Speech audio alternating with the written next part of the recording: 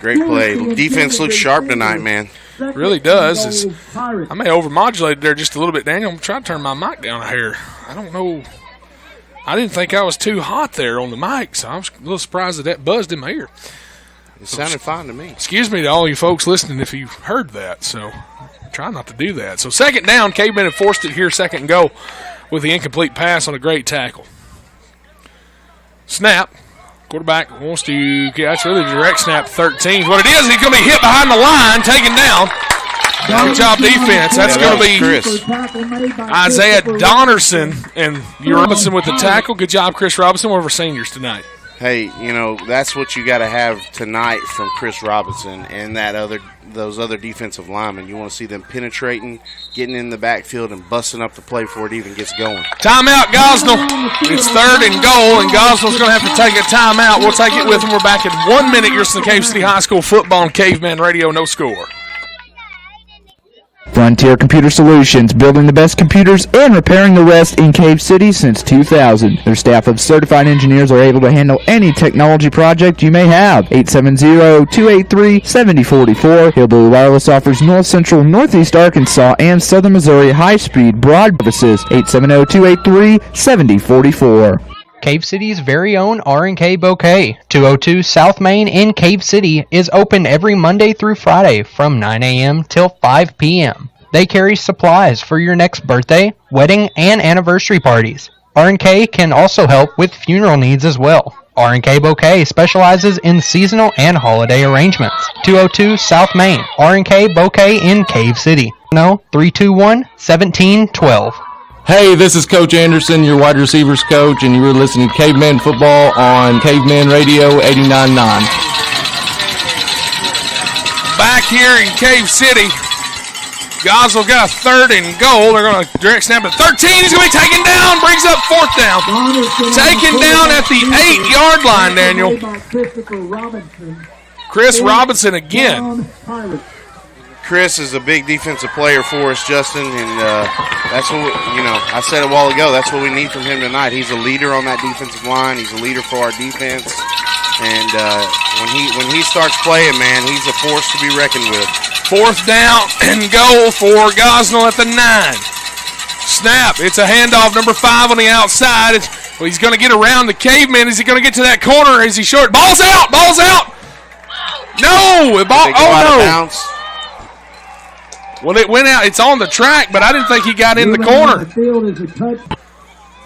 If there was an appeal flag or a challenge flag, right now would be a good time to throw one. We don't have it in high school, but I don't think he got around that edge. Yeah, that's an odd view, too, from this angle. I guess I'd pull that up on our YouTube feed and watch that over real quick. I mean, I'm serious. I didn't think he got in.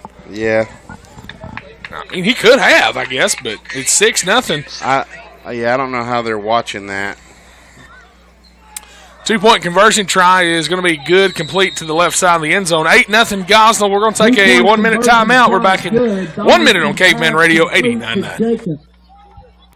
Sonic of Cave City, 404 South Main is open from 6 a.m. until 11 p.m. 7 days a week. Sonic's menu features everything from burgers and chicken sandwiches to burritos, a variety of snacks, ice cream desserts, and Sonic serves breakfast all day. Not to mention their world-famous drinks. Sonic's app is found at www.sonicdrivein.com. 404 South Main in Cave City, Sonic Drive-In. Cave City Auto Parts, 301 North Main, your bumper-to-bumper authorized parts dealer. Open every Monday through Friday till 5:30 and 8 until noon 30 on Saturdays. They carry mower belts, blades, spindles, batteries, oil, and filters for mowers and ATVs. Mower, tractor, and ATV maintenance needs are found at Cave City Auto Parts as well as medium and heavy-duty truck parts. That's all of your auto part needs at Cave City Auto Parts, bumper-to-bumper, 301 North Main. This is Coach Salas. I'm the linebackers and fullback coach. You're listening to Caveman Football on Caveman Radio. Back here in Cave City, watch the replay of that, and it looked like Daniel, his foot was down when that ball come out at the same time by the goalpost. I'm not sure about that one. That may be kind of like the old Mississippi State touchdowns a couple of weeks ago with the Hogs. Anyway, kickoff there, fielded by Malenzik. He's going to get to the 30. 1st and 10, Cavemen at the 30. Camden Malenzik on the return. Brown with the tackle. So 8-0. Gosnell. They had some good momentum. Gosnell was building on that last offensive possession. So here, Cave City gets the ball, and we're going to get to see what they can do with it. 8:18 on the first quarter clock. It's 8-0 Gosnell here. The Cavemen have the ball first offensive possession. We got two to the far side. It's going to be Malinzik and Clayton Walling. Jones, two backs with him. Good snap. Going to be a dang near direct snap to the right. And a run for Sean Walling gets, Camden Malinzik running the ball. He must not have been wide out then. I thought that was a 13, but he lost a yard. He's a quick back, man. He's, as a receiver, too. Camden can cover a lot of ground real quickly when he gets going. Kind of makes me wonder who that other receiver was now that Malinzik and Walling's over here right now. Different. Clayton? Yeah. Sean's in the backfield with I can't tell who that is either. Yeah, I can't either. I think it's Tristan Wiles. It is, number 10. He's going to get across with a handoff to the 32-yard line. It says number 19 is Matthew King. Yep, Matt King. He was in the background. He was in the backfield, too. Another senior, Matthew King. In on the tackle. Matthew King's been a good running back for Sean's us. over here on the sideline. He's not playing offense right now. 1 yard line. Letting him rest up a little bit. Playing some defense, though, and he was mighty heavy on defense. Yeah. Caveman have a 3rd and 9. Sean's always been an aggressive player. Double handoff coming back this way. That's Matthew King is going to get to the 50. Now the 45, and he'll be taken down inside Pirate territory. He run it from the 31 to the opposite 45. Big game there, man. It's senior night. Matthew King, a senior, fired up, showing us what he's got. Great job. That's a great play call. The old double handoff, man. Yep. You remember that from years ago. Here, we used to run that quite often and worked for us, like when Bryce Walling was running. Hey, anything to kind of confuse this defense up, get them off their off balance, you know. Yeah. Mix it up. Love it. Good snap. Going to be a handoff. Goes to Wiles. Gets a good block. He gets about 4 yards out of it. And taken down at the 40. Ball was actually placed at the 43 on that carry, not the 45. And so that's a gain of 3. Ball sitting at the 40-yard line. Yeah, we need to just keep this momentum going and keep moving up the field. And, like I said, we're controlling the clock right now with our run game, and this is important for us to do right here. 6:16 to play, or 6:04 actually now on that clock. It moves. 8-0 Gosnell. Caveman direct snap. Gonna be a keeper for Levi. Gets around the outside to the 30. Now the 20. Oh man, Houdini's done it again. Houdini's on a roll tonight. He snuck out of there, and that's exactly what he did against Westside. He busted out.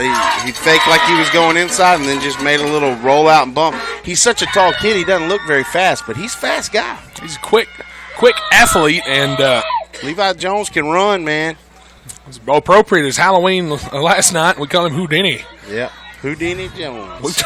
We've said that name a lot this week, actually, you and I. It's kind of hilarious when I think about it. 1st and 10, Cavemen at the Gosnell 21. Good handoff there to King. Again, he gets around the outside. Now inside the 10. He'll be out of bounds, I think, at the 11. Wow. Great run there. Great job. Matthew King. Great job, Matthew King. Our seniors are fired up, man. They're getting it going. They're making this click, and they're bouncing around. They're loose. They're not nervous. They're not rigid. They're not playing scared. They're just full tilt. Move it forward. Let's smash it in for a touchdown. 15 on the play clock. 5:30 on the game clock. It's 8-0 Gosnell. Caveman threatening here. Jones keeps it himself. Goes to the right side. Cuts up the middle. Is he going to get the first down? I don't. It's think close. So. I mean, it's close. It's just that was 2nd down, so he should be. They're going to be a yard short, Justin. Barely, man. Barely missed that one. That's what you kind of expect with a quarterback sneak with Levi because he's tall and he gets that lean forward. But unfortunately, the pile just didn't get a lot of push. It was just real clustered from the start there on that play. But who knows? They may go to that again. He may bump it out, or they may do a little handoff here. 3rd and short for the Cavemen. I don't like much here. Jones in the gun, takes a good snap, hand off Tristan Wiles. He's going to get the first down, and he sneaks through. Touchdown, Caveman. That is the way to do it right there, Justin. Tristan Wiles for the touchdown. Cavemen are on fire starting this first quarter off. Tristan Wiles takes it in from the 9, or the 11, actually. Gets the first down and then some. Touchdown, Cavemen. It's 8-6. He said, look, we don't need the first down when I can get a touchdown. That's right. I mean, there was nobody back. There wasn't a quarterback. There wasn't a safety. Nobody was around him in that secondary. They all collapsed in the box. You knew what I was trying to say. Jones, 2-point conversion try, and it's going to be a handoff, and it does not get in. They basically ran the same play again for that. But what it looks like to me is we're doing this double running back set in the backfield, and with Levi being able to run and Matthew King being able to run and Tristan Wiles being able to run and whoever else is back there being able to run, the defense is having a hard time trying to pick and choose who to cover and spy on. It's kind of like that West Side offense that they run. They run that spin wing, or the wing, is it wing 4? Something they call it, yeah. And they run that. The quarterback gets the snap every time and then spins, and you don't know what he's going to do with it. He's going to hand it off 3 guys, or he's going to go with it himself.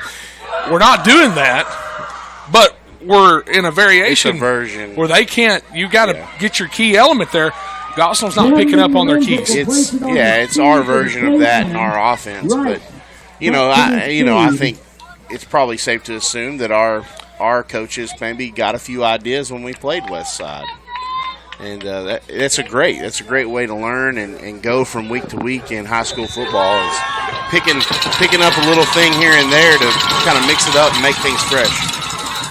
Gosnell going to field that kick at the 45, and he's just going to fall down. Had some room to run if he wanted to, but he wasn't taking a chance. Number 33, Adrian Johnson, junior, 6'2", 175, and Gosnell's going to have another chance here. Yeah, that was the smart play there by Gosnell, just fall on the football, take the ball at the 50. We did that aggressive onside kick again. I'm not sure.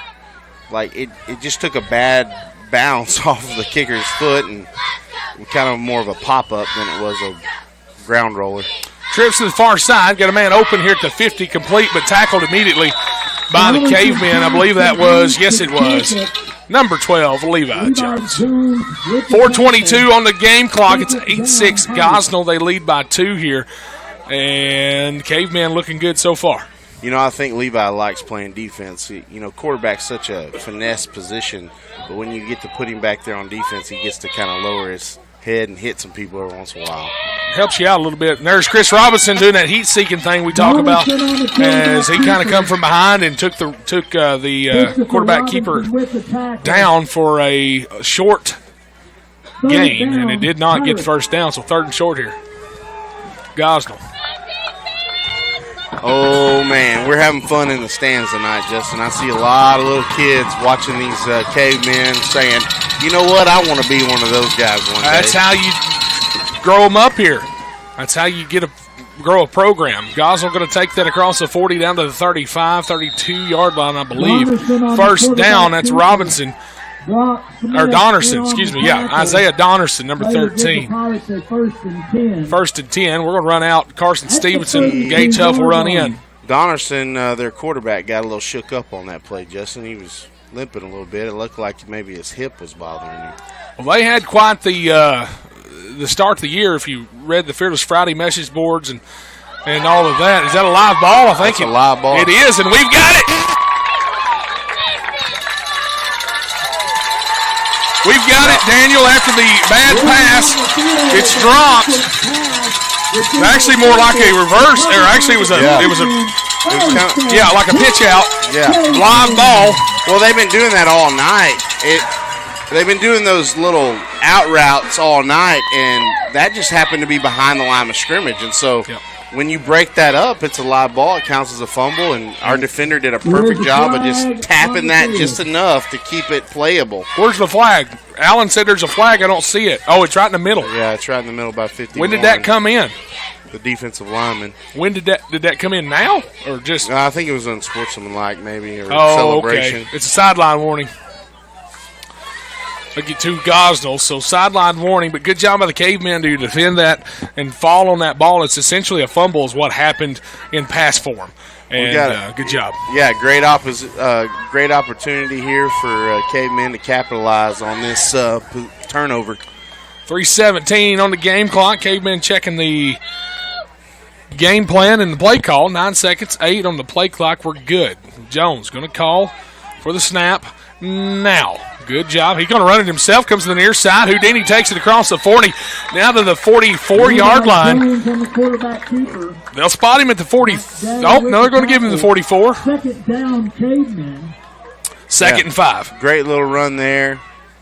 Just what you need out of a first down play there to just get the chains moving. Well, the chains aren't moving yet, but get the ball moving so we can move the chains.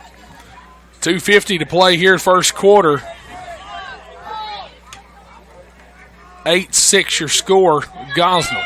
We need to capitalize on this. In high school football, every time you can capitalize on a turnover, you got to do it. Tristan Wiles gets the handoff right side. He's going to lose. He may get to the line of scrimmage, but I thought he lost a yard on that one, third down. When these games like this come around where you're playing for playoffs, you're playing for pride in your school, and you're just, this is going to be a game where we got to fight this out. We got to want it more than them. 2:10, first quarter. Jones in the gun. Dakota Barnett the center. And his lineman Malinzik in motion, goes to the right side. Good snap. Jones going to misdirection. He's going to keep it himself. Come to the near side. Gets across the 45, now 50. And he'll run out of bounds at the 48-yard line of Gosnell. First down move. To miss, Justin. He that did. Was a great little stiff arm there by Jones to wrap around the corner. You know, every time I talk about Levi Houdini Jones, I think about Matt Jones that played for the Razorbacks. I remember He's Matt. Tall like Matt Jones. He kind of carries the ball like Matt Jones when he runs. He has the same last name as Matt Jones. Yeah. You know what I mean? Yeah. But for real, no, Levi, he's a good athlete and doing a good job so far, and he's got some good blocks by them cavemen, that caveman line too. So give them credit also. Jones in the gun. There it is. Another handoff. Comes this side to Matt King. Gets across the 50 to the 45. And he'll be down at the 44-yard line. Gosnell thinks they've got it on a fumble. And so does the referee. I never saw. There's a fumble, and the cavemen have lost this ball. First and 10, Pirates. Yeah, not what you want to see out of that possession right there. But it's all right. It gives our defense to come on out and try to make another stop. It must have happened in the pile. I never saw the ball move or come out. So Gosnell's got it again after we were having a pretty good drive there, and we fumbled the ball and give it back to Gosnell. Timeout, Gosnell. They're not happy about something on that sideline. They want to talk about that. Their second timeout this half. We'll take it with them. Back in 1 minute, listen to Cave City High School football on Caveman Radio. It's 8-6 Gosnell. Greens Tax and Financial Services, LLC, 48-5 North St. Louis Street, just north of Batesville, offers you tax and financial services for both personal and business. Their number is 870-793-2155. Greens Tax and Financial Services would also like to remind you that during the school year, flashing red means kids ahead. Please be mindful that when school bus lights are flashing red, they're picking up or dropping off our children. So come to a complete stop. Thank you for your thoughtfulness. From Greens Tax and Financial Services in Batesville. Busy Bee Designs with unique personalized gifts, keepsake blankets, custom embroidery on t-shirts, hats, jackets, caps, bags, and more. Your business logo, personal, promotional, or even funny message on most any fabric item. Busy Bee has screen printing as well. Busy Bee Designs. Lisa Reschke will work with you on your next project. 5897 North St. Louis, just about 8 miles north of Batesville. Busy Bee Designs. Give them a call at 870-834-5287. That's 834-5287. I'm head coach Danny Brewster, and this is Caveman Football, exclusively on Caveman Radio 89.9. Back here in Cave City, watch the replay. Yes, it fumbled the ball there at the 45. That's when it come out before Wiles went down. And there's a pass. That one is a forward pass, so it's going to be incomplete, as the first play was run for 5. Chris Robinson, John Llewellyn with the tackle on the far side. Now this second down pass is incomplete. Brings up 3rd and 5.5 here for Gosnell, Daniel. That's exactly what Gosnell wants to do. They want to dump these passes off in the flats. And, hey, man, we may get another shot to interrupt the ball there if they throw it behind the line of scrimmage. 3rd and about 6. Ball's at the Gosnell 48. Snap coming. There it is. Ball bobbled, and quarterback going to have to fall on that one. And that brings up 4th and a long way, Daniel, and that's a good shot, good spot for the Cavemen. I can't tell who's doing it. I'm going to zero in on it here in a minute, but one of our defensive linemen is doing a great job of interrupting that snap to their quarterback. They're doing everything out of shotgun, and so if you can get into that center's head or hit him enough when he twitches that ball, you can really cause a major disruption for their offense, which we did just then. Gosnell will be in punt formation. Nice view there. Good job. I love how you just kind of see that. See, I'm a play-by-play guy. I don't see that stuff. You do. Punt formation for Gosnell. It'll be a pretty decent punt. Going to be fielded by the Cavemen at the 33. Ooh, tripped up 39-yard line for, is that Camden Malinzik and number 8? No, it's not. It's Sean Walling. Sean with the return. And he's going to run to the sideline. Sean got a great lean forward when he caught that ball, and he's a strong kid. When he gets running, he's fast too. When he gets to running and gets that movement, man, I'm surprised he didn't break that for more yards. He was close. Yeah, well, he got shoestring tackled there at the last second, and that's kind of what stopped that one. But anyway, 29 and 3/10 of a second left here in this first quarter. This first quarter's flown by. 10 on the play clock. Jones going to have a 2-minute motion. Ooh, got to get Wild set in the tight end position, and we didn't. That's going to be a flag, so this is kind of all for naught on the option pitch out there for Clayton Walling. But we weren't set, so that's going to be illegal formation or some kind of illegal motion. So 5-yard penalty for the Cavemen, so it's going to be 1st and 15. Hey, it was a good-looking play, though. Man, I wish we wouldn't have got that flag because I think that would have been turned into some pretty good positive yards there. You bet. Clayton was looking for the opportunity. Almost at the first down marker. They're near the 49-yard line, so would have been a good spot to be in, but we'll take 1st and 15. That was a good first time we've seen the option play there this year. Yeah, I love seeing us run that. I wish we ran it more. I would be a big fan of that. But we normally do the handoffs in the middle like we just did there. That's Wiles again. He's going to get a gain of about 3. Kristen Wiles, and second down. Looks like that's the end of the quarter too, Justin. 6, 5. Let's get this crowd fired up. That's the end of your first quarter. The Cavemen go to the second, trailing just by 2. It's 8-6 Gosnell. And we're going to take a 1-minute timeout and bring you the second quarter just in Cave City High School football and Cave City Athletics and Caveman Radio. Foothills Fine Foods in Calamine with dine-in or takeout Monday and Tuesday 11 to 4 and Wednesday through Friday 11 to 7. They feature house-smoked barbecue for nachos, sandwiches, and family packs. They have hot honey chicken and shrimp, smoked brisket, and smoked chicken specialty sandwiches. Foothills Fine Foods offers hand-dipped fried chicken, Philly cheesesteaks, and homemade chili. Catfish Fridays every Friday with all the fixins, and for dessert, fried pies and funnel cakes fresh to order. 2468 Highway 115 in Calamine. Foothills Fine Foods, 870-528-0052. Doyle Family Dental, 316 North Main, Suite B, here in Cave City, is dedicated to improving and maintaining your dental health. With a professional staff and the latest technology, Doyle Family Dental strives to make your dental experience as comfortable and stress-free as possible. Dr. Zach Doyle and his team are waiting on you at 316 North Main, Suite B in Cave City, 870-916-2315. That number again is 870-916-2315 for Doyle Family Dental. This is Coach Travis Stewart. Thank you for listening to Caveman Football on Caveman Radio. All right, here we go. 12 minutes on the clock. Timeout, Cave City, as we. Timeout on the field. Timeout, George. Somebody didn't set up right on offense here. It doesn't look like, Daniel, and that's why we've used our first timeout here. As we're going to take a 30-second timeout this time. We're back in 30 on KVMN.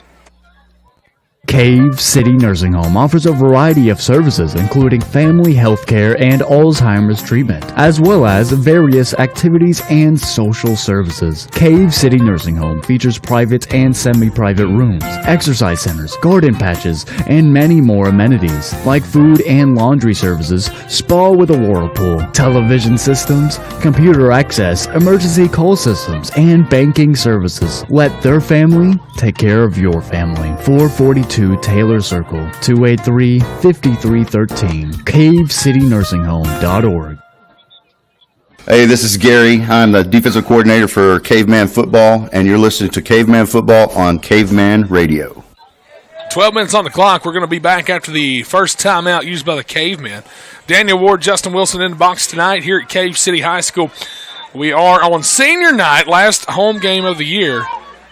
We'll be on the road in Truman next week. Good snap there. Handoff. Wiles comes near side. Lowers that shoulder. Daniel gets across the 40 to the 41, and that's a gain of about 5. Yeah, great run there by Wiles to lower that shoulder and just roll him up and get every bit of yards he can. We got to see more of that from him tonight. 3rd and 7. You know, you're talking about the Gosnell helmets there earlier. Their blue logo kind of has a little metallic gleam to it. It's pretty cool looking, but it's kind of hard to make it out. It is kind of neat, though. It really is kind of neat to look at. Good snap. Jones wants to throw, gets his arm set. Now he finds a guy across the middle, and it's going to be incomplete. Dropped at the 45. Couldn't quite get a hold of that one, Clayton Walling, and not from lack of effort, though. Clayton got on the ground to catch it.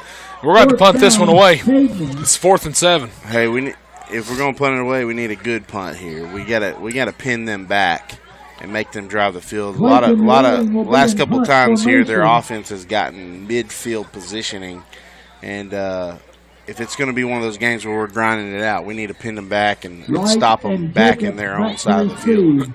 Wright and Jacobs back to receive for Gosnell, 11-16. We're going to punt it. Good snap. Clayton got a good hold, got a good leg into it. It's going to hit at the 35 and take a caveman roll all the way to the 24-yard line. Great. And that's where it's going to go out of bounds. You know, when I think of 4 and 7 over there, Daniel, you know what it reminds me of? What's that? James 4 and 7. It tells you what to do. Yeah, see? There you go. Been waiting to say that all year. It's just we've not had a 4th and 7 in a while. So you bet. 11:07 on the second quarter clock. Cavemen trail by 2. It's 8-6. But Gosnell's got the football after the Caveman punt. We were moving the ball well, and then we kind of stalled out there after that penalty. And after the penalty, had 4 and out here. Yeah, we need a big pin right here to pin them back in their own backfield. Our defense has been pretty strong here in the whole game, even that first drive when they give up the touchdown. They worked hard for that one to try to get through, and there's a 10-yard, 11-yard run for Gosnell. Number 1, Kylan Young. Yeah, not sure what happened there, but they got a hole opened up, and he was able to break one for a first down there. Clock moving, 10:50 when they snap this one. Donaldson hands it off near side. Stutter steps, going to be tackled from behind. He's going to get just a couple of yards, second down. That's what you want to see right there out of our defensive line. Playing that line of scrimmage, making sure there's no offensive penetration through those guys up front. Gage Huff with the tackle. Gage has been a great player for us this year. Another one of those seniors. We've got 12 of them this year. Handoff number 1 goes right side of Young. He's going to be hit the knees at the 45. They're going to give him the first down. He wasn't even there. The ball wasn't even there. It's still short. Where they spotted the ball, Daniel, is short where the first down marker was. Yeah, I wasn't sure we needed to move that one. That's a third down. Oh, my goodness. The line judge gave it to him. Yeah, he did. Ball's out. Quarterback couldn't throw it. He just kind of drops it, and it's going to be recovered by Gosnell, but they've lost 5 or 6 yards on that one. I guess you could say ball don't lie in that situation. Right. Second down. You know, We were talking about helmets a while ago. I really like the Caveman helmets this year. We changed them up from last year. They really look sharp. They really do. Fake the pass, going to be collapsed on. And a gain of maybe 4 for Young. Third down. Trenton Casey, another senior, getting that tackle. Good job, Trenton Casey. Yeah, that was a good penetration there, and he's a linebacker, if I'm not mistaken, outside linebacker. Great movement there to get through and get that tackle in the backfield. Third and long here for Gosnell, man. In motion, he's just kind of there's the flag for it. This pass, they're going to try to throw it down long. He's just going to run to the quarterback. Donaldson's going to have to get it out of bounds at the 40, but it's going to be coming all the way back. Illegal motion. They did the same exact thing we did just a few minutes ago, so that'll back them up another 5, and that'll bring up third instead of 12. It's third and 17. And this is that first opportunity in this drive where, okay, they're on the field, they're having to grind it out. Maybe they're getting a little tired, maybe not, but they're making some mistakes. We got to take advantage of it. And they're going to move backwards. Let's just keep them moving backwards. There's one thing about it, Daniel. If that would have been not a positive yardage play, we would have denied that penalty, declined it, and had 4th down. But since he got over here to the 40, we had to accept that one. And there comes the pressure. He's hit short. Did that hit the ground first, or was it complete? I think he trapped it in his his legs there. It was a catch, but it brings up 4th and short now for Gosnell. Ball sitting at the 46-yard line of Cave City. But they did. That was one of them quick little passes. You had to get rid of it. Pressure coming. Pass over the middle. It's incomplete. Great defensive play to break that up. Cavemen take over on downs, Daniel, with 8:39 to play in the second quarter. Their quarterback, number 13, just overthrew his receiver. Just threw that ball a little too high for him to go get, and we were able to break that up. Once that receiver touches the ball, your defender can then hit that guy and break it up. And most of your bobbles, that's where that comes from, is contact. We were in the right spot for that one. Yeah. That was a good job defensively, and I'm not exactly sure who our defender was. I was hoping you did. I didn't see it. It was one of our secondary players, though. One of our cornerbacks. 8:39. Here we go. Houdini's got the snap. Going to be a handoff this side. Wiles. And he's going to be thrown forward for a gain. And we'll take the 1-yard gain for second down. Yeah, we made that great 4th down defensive play, which is what you see. I was hoping we would have done that on 3rd down, but it worked out perfectly on 4th down for us to get this ball. And, hey, 2 yards doesn't seem like much, but every little bit of gain when you're running the ball helps. Actually, they're going to give him 3 yards on that, Daniel. Wow, that's awesome. Wow, he's going to lower his shoulder this time. He gets hit pretty hard straight up. I was looking at the scoreboard. It just didn't show it on the scoreboard, but you're right. On the ball marker's 3-yard gain. They're going to keep him where he's at. No gain, no loss on that one. And by the way, 3rd and 7. We do know about the scoreboard being off center on the camera. That's not our department. Sorry. That's actually the football coaches set that up, and they got it I think the wind may have blew it just a little off center or something. So 3rd and 7 there on the scoreboard. They got that right. 3rd and 7. Big 3rd down here, Justin. It is. Jones, good snap. Wants to throw it and found Malinsky on a slant route. It's complete at the 34, and he gets across the 30 to the 28-yard line. Great offensive slant route there by Camden. Beautiful throw by Houdini Jones. And, man, I'm telling you, that's what you want to see out of our passing game. We're running the ball, and every little bit of gain, no matter how short or how long it is, that run opens up the passing game over time, and that was a great show of how we can capitalize on that. 1st and 10 on the Gosnell 27. There's a handoff. Matthew King goes left side. It lowers his shoulder. He's across the 20, and he close to that 1st down marker. I think he's going to be a yard short. And there you go again. See, we complete the 20-yard pass. I know it's a little more than that, but we complete that pass. It sets the defense back on their heels, and then it opens up the run game again. Quarterback sneak across, and we did get it. 1st down, Cavemen. Yeah, White Hat showing first down. And we're marching down the field, Justin. We need to get this second score here on the board. And, man, if we can do this, I think we're going to start to see this offense that we've got going here wearing this Gosnell defense down. So 1st and 10 Cavemen. We're at the Gosnell 16-yard line. Daniel got 15 on the play clock, 6.5 on the game clock, so we got plenty of time here to get this snap off, but it looks things are looking good. That's true. Now we're at 6. So how quickly those 10 seconds went away. 4, 3, 2, got the snap. It's going to be a handoff. Matthew King up the middle. He's going to be hit early. That was almost a little bit of a wildcat there. Well, if you're seeing it too, touch that ball just a whole lot. It pretty much Matthew King took the snap. I've seen that a lot tonight, and I was commenting on that earlier.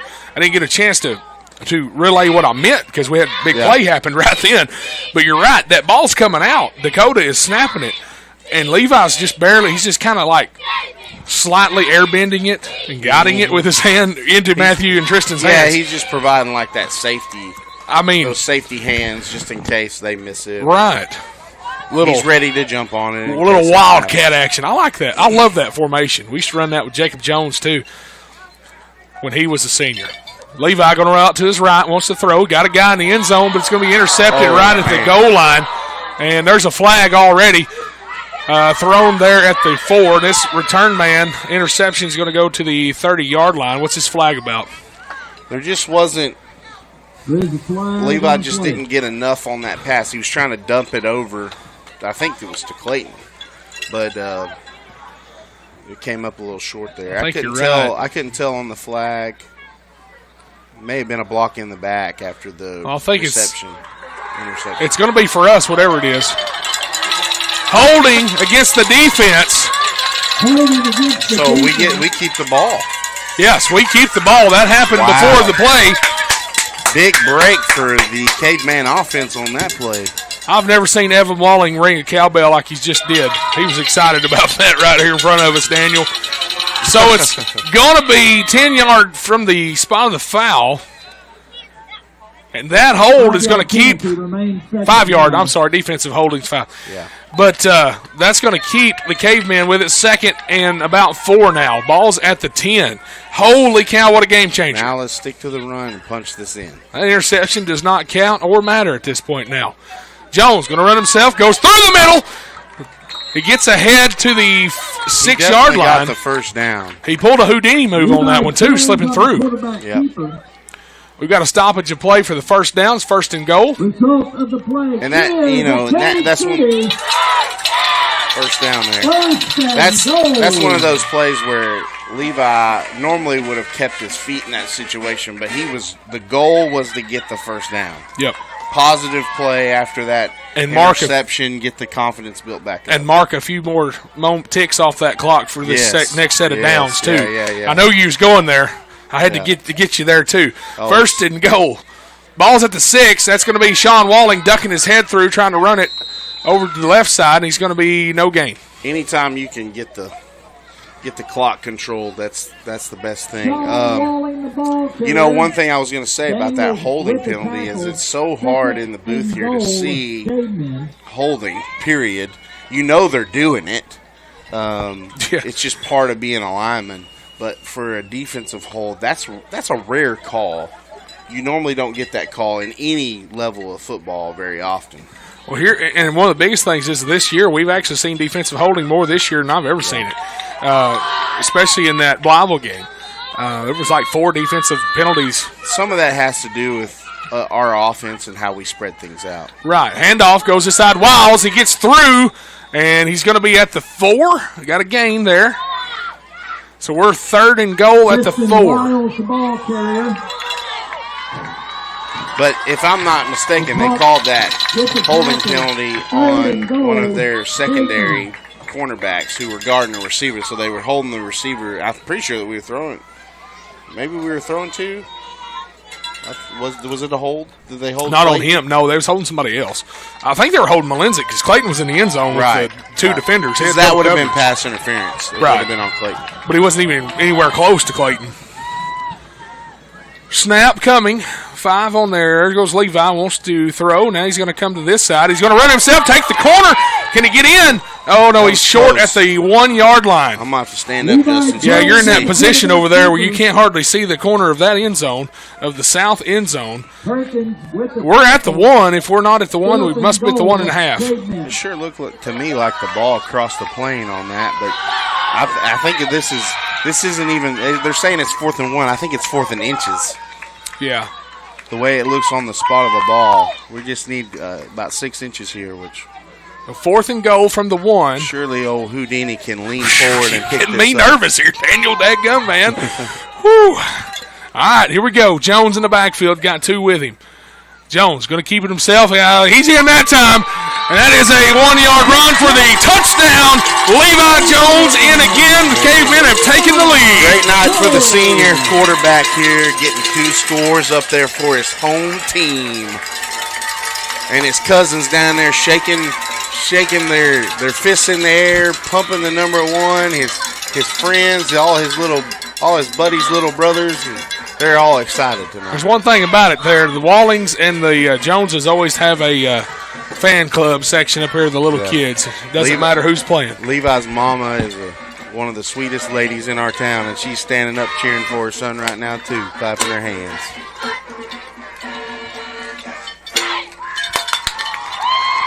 12-8 your score. Cavemen going for 2 here. We got to get those 2 back from earlier, which would equate to 2 point-after tries here. Jones wants to throw. He's got a wide open man in the corner. Now it's no longer wide open. Man, that defender came out of nowhere to break that up. He really did, and that's going to be a 2-point try. No good. We're going to take a 30-second timeout, Daniel, with a lead. 12-8. We're back after this in 30 on KVMN.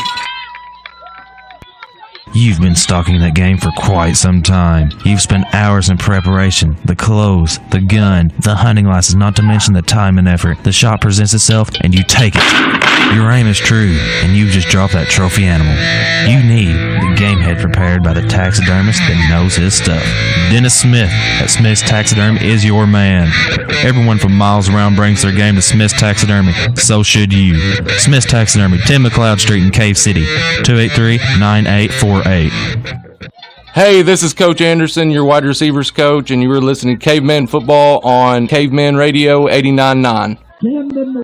Back here in Cave City, we got a lead 12-8 over Gosnell here with 2:24 left in this first half. And Daniel, Malinzi's going to put it on the tee. Do we see an onside here? I'm going to say we don't, mainly because I hope we don't. We got the lead. Let's put it down there. Let's kick the mess out of it. I'd have put $10 on we and I was wrong. And there it is. And Gosnell going to collapse on it. But Camden's getting frustrated with the way that ball is coming off his foot. I don't know what's going on, but I know he'll get it figured out. I see the reasoning behind it. It's at this point is to keep the long runs and returns from happening. Well, we've only got 2 minutes on the clock. If we could have got the ball there, we could have wasted that 2 minutes for them. Yep.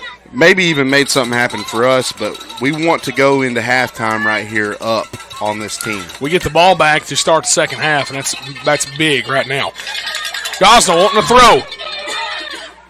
Under pressure, they're going to throw it out of bounds right over here to Allen Wright on the sideline. Great defense right there by Cameron Doyle, putting some good pressure on that throw for the Cavemen. Cameron Doyle wears number 23, sophomore, 5'9", 160. Cameron, good kid. And this is, that's a good example. Good example there with Cameron. You want to see these younger players step up on senior night and show, hey, look, these guys, we want to help them go out, but we want to step up and take our role too. Screen pass complete to the far side of the 45, but hit immediately for a loss. No, all I saw was John Llewellyn in there. He came in there late, almost too late, trying to bust that up. About like a pterodactyl flying in.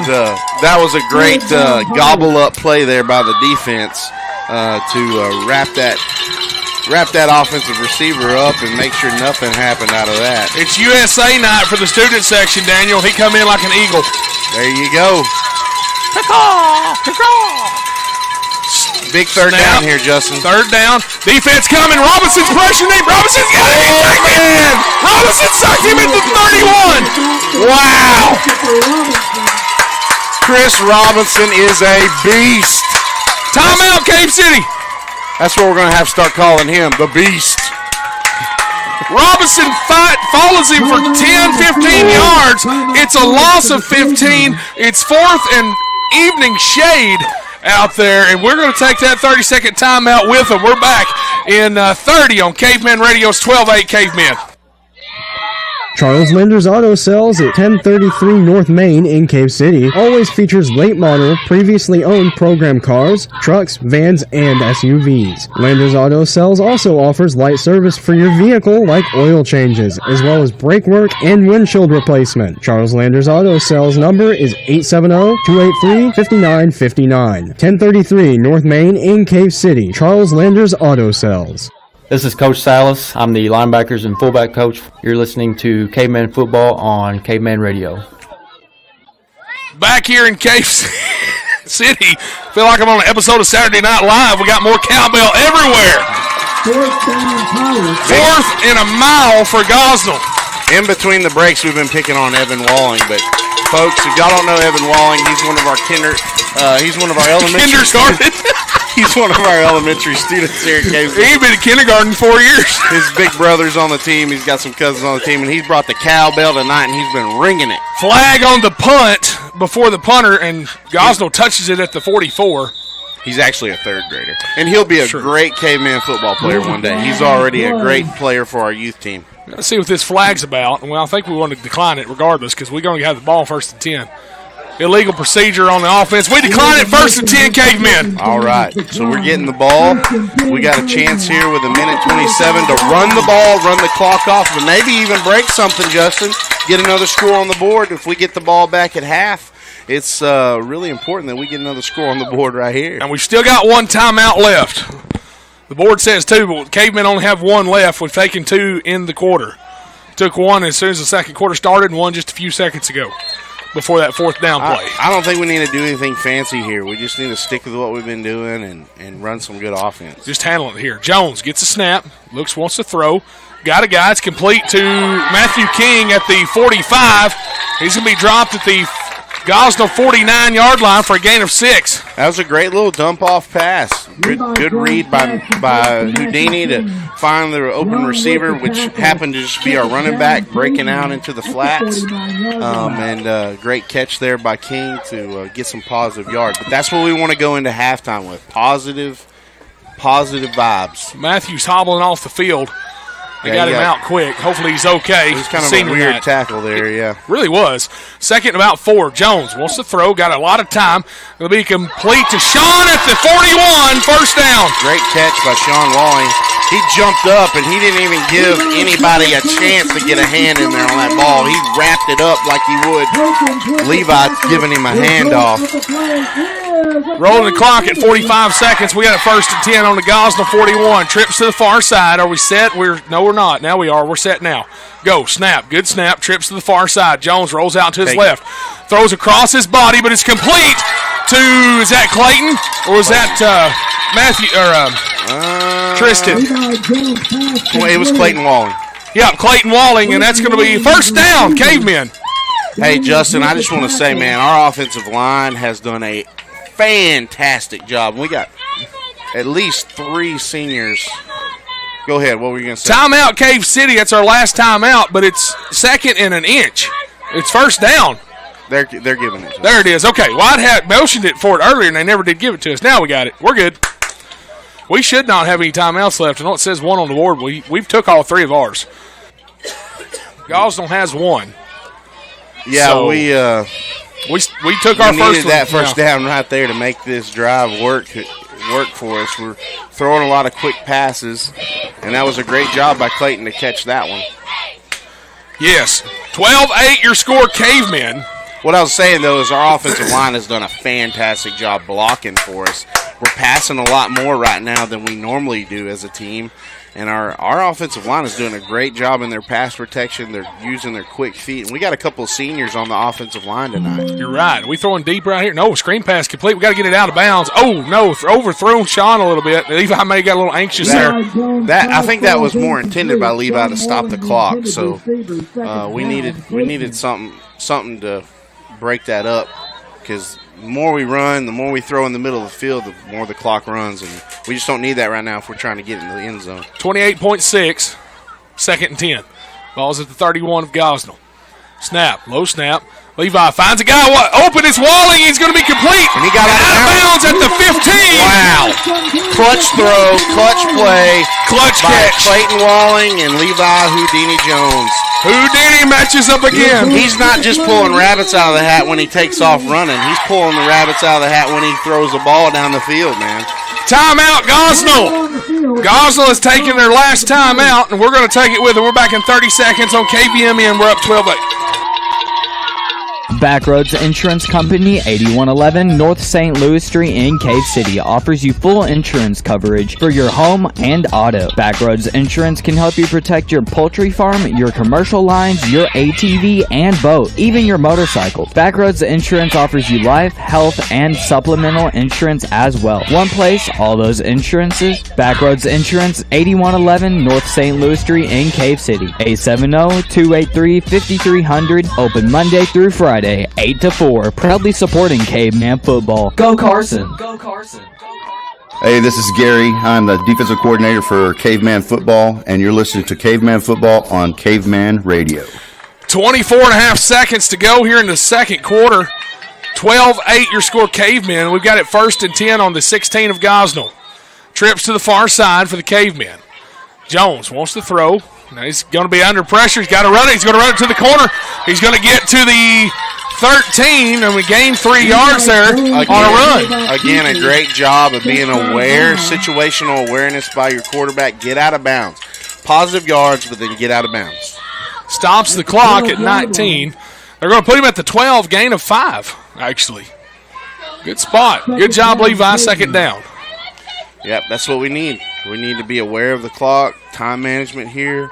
Let's make something big happen going into half. We got 19 seconds here to punch it in, and that would put us 2 scores up. Sean Walling, Clayton Walling, Camden Malinzik trips to the far side. 2nd down here from the 12. Jones wants to pass toward that end zone. Now he's going to run it up the middle. Found something. Going to throw it to the back. It's complete to Malinzik. Touchdown, Caveman! Touchdown! Levi Jones throws it from the 12 on the run to Malinzik at the back of the end zone. Daniel. Great throw again. Great catch. They've been doing it all night, and there's no reason to think we're not going to come out in the second half and keep it up. But, hey, you know, I was talking about the lineman a while ago. These guys go so unnoticed, but on that pass protection, Jackson Coven did a great job of backing out of the pass protection and swinging back to take on the blind side of Levi so that he could make that throw. Great job there by Jackson Coven, offensive lineman, doing his job to make that play happen. Unsung heroes at that moment. We'll go for the point after try. Malinzik splits the uprights. Daniel, it's good with 12 seconds on the clock. We're going to keep it here. How could you not catch the touchdown pass and then kick the field goal? But, you know what? That's the way to do it right there every time. Daniel, I'm thinking you might be a good luck charm. Maybe you should do next week's game too. Oh, my goodness. 19-8 your score, Cave City. We're going to keep it right here because it's 12 seconds before the end of the quarter. And it's half, and we'll have the Stark Staples Cakery Cafe halftime show coming up after this quarter expires. But, Daniel, how about that Cave City offense and that Caveman defense? I don't think we ever did keys to the game, but I don't think we need to. We've already figured it out, apparently. So, I love it, man. Love it. I'm not going to have a voice tomorrow, and I'm okay with that. I thought you cut us off. I thought we were going. Oh, no. I just can't breathe. We got 12 seconds here to wrap up the game. So I messed the call up a while ago. I said we weren't going to do an onside, and then we did an onside. This is a time where we definitely don't do the onside. We need Camden to kick the booger out of that ball, just like he just did for that field goal. Gage Huff leading his team, trying to get this crowd into it. Punch it down the field. Clock will knock off some of these seconds with a long return. It's not going to be. It's going to be an onside. Ball's out. Oh, never mind. Gosnell fell on it and got it back. That's okay. That took 2 seconds off the clock. We'll take it. Gosnell's best bet here, Daniel, is just take a knee. They're going to try to do something. I think they're going to throw a Hail Mary here to try to get get something to happen here on the end of the game. At least that's what I would do if I was their coach. Well, I would too, but I was saying on our side of things, best bet here, just take a knee. Oh, yeah. I mean, avoid maybe a fumble or anything like that. Any type of run or a knee here is in our advantage. Dude, a pick six right now would be big. No, but look, you can see how our defense is already setting up in a preventative defense. Yep. We backed our safeties off. Our cornerbacks are backed off. We're preparing for the pass here. Quads to the far side. Pressure coming. Quarterback not comfortable at all, Daniel. Now he's going to have to just run for it. He's going to be hit the line of scrimmage, and now he's going to run out of bounds. And we're going to let that clock expire. He got out of bounds before the clock expired. He did. I agree with you. If they let it go, that's fine. Oh, one play. We're going to put some time on the clock. Yeah. Cavemen running to the. Do that. That kind of happens sometimes. We did our best. I've been a clock operator before, so I know how this goes. Yeah. Sometimes you get excited watching that and you forget to stop it when they run out of bounds. And when it's a second or half second left, that, you know. And if they would have went along with it, it'd been great. But if I'm Gosnell, I want this extra play. Yes. Now, we did a great job of some defensive pressure there to contain that quarterback, contain that play, and they got Zippo on that. So we're going to put 2 seconds on the clock. Gosnell's got it second and about 3. Ball sitting at the 47 of Cave City. Big player out here, Daniel. Prevent defense out there. Yeah, they've got him backed up. All right, here's the Robson drop back. Gets around his blocker. He's coming behind before that quarterback is going to be in. Oh, Levi Jones had it in his hands and drops it. That's the end of your first half. The Cavemen go to halftime leading 19-8, Daniel, in a conference game with Gosnell. Oh, my Atlanta.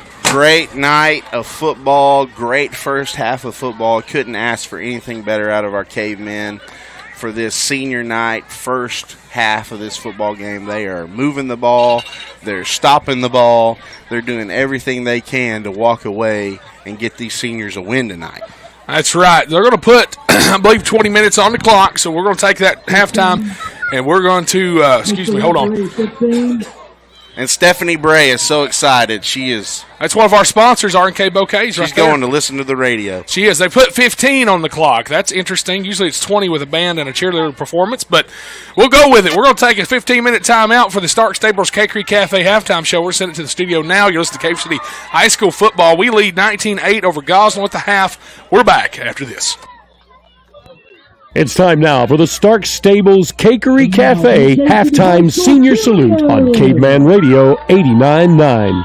There's a ministry program in Cave City that goes from their table to yours. Stark Stable Cakery Cafe has a blessing plate program where you can help bless people with homemade meals, casseroles, cakes, cookies, and more. Stark Stables Cakery Cafe is blessing God's people, body, mind, and soul. Miss Viva's number is 870-384-4090. They're also on Facebook. Stark Stables Cakery Cafe of Cave City, kicking it in the cave, keeping it in the cave. Good evening, my name is Clayton Downs, and welcome back to the Stark Stables Halftime Senior Salute, and tonight, we have Lily Williams. Hey! Oh my gosh, you're the only person to come on that's ever said hey. Really? Okay, yeah, every time I get someone in here, they become so nervous, and I'll say their name, and they won't say a word.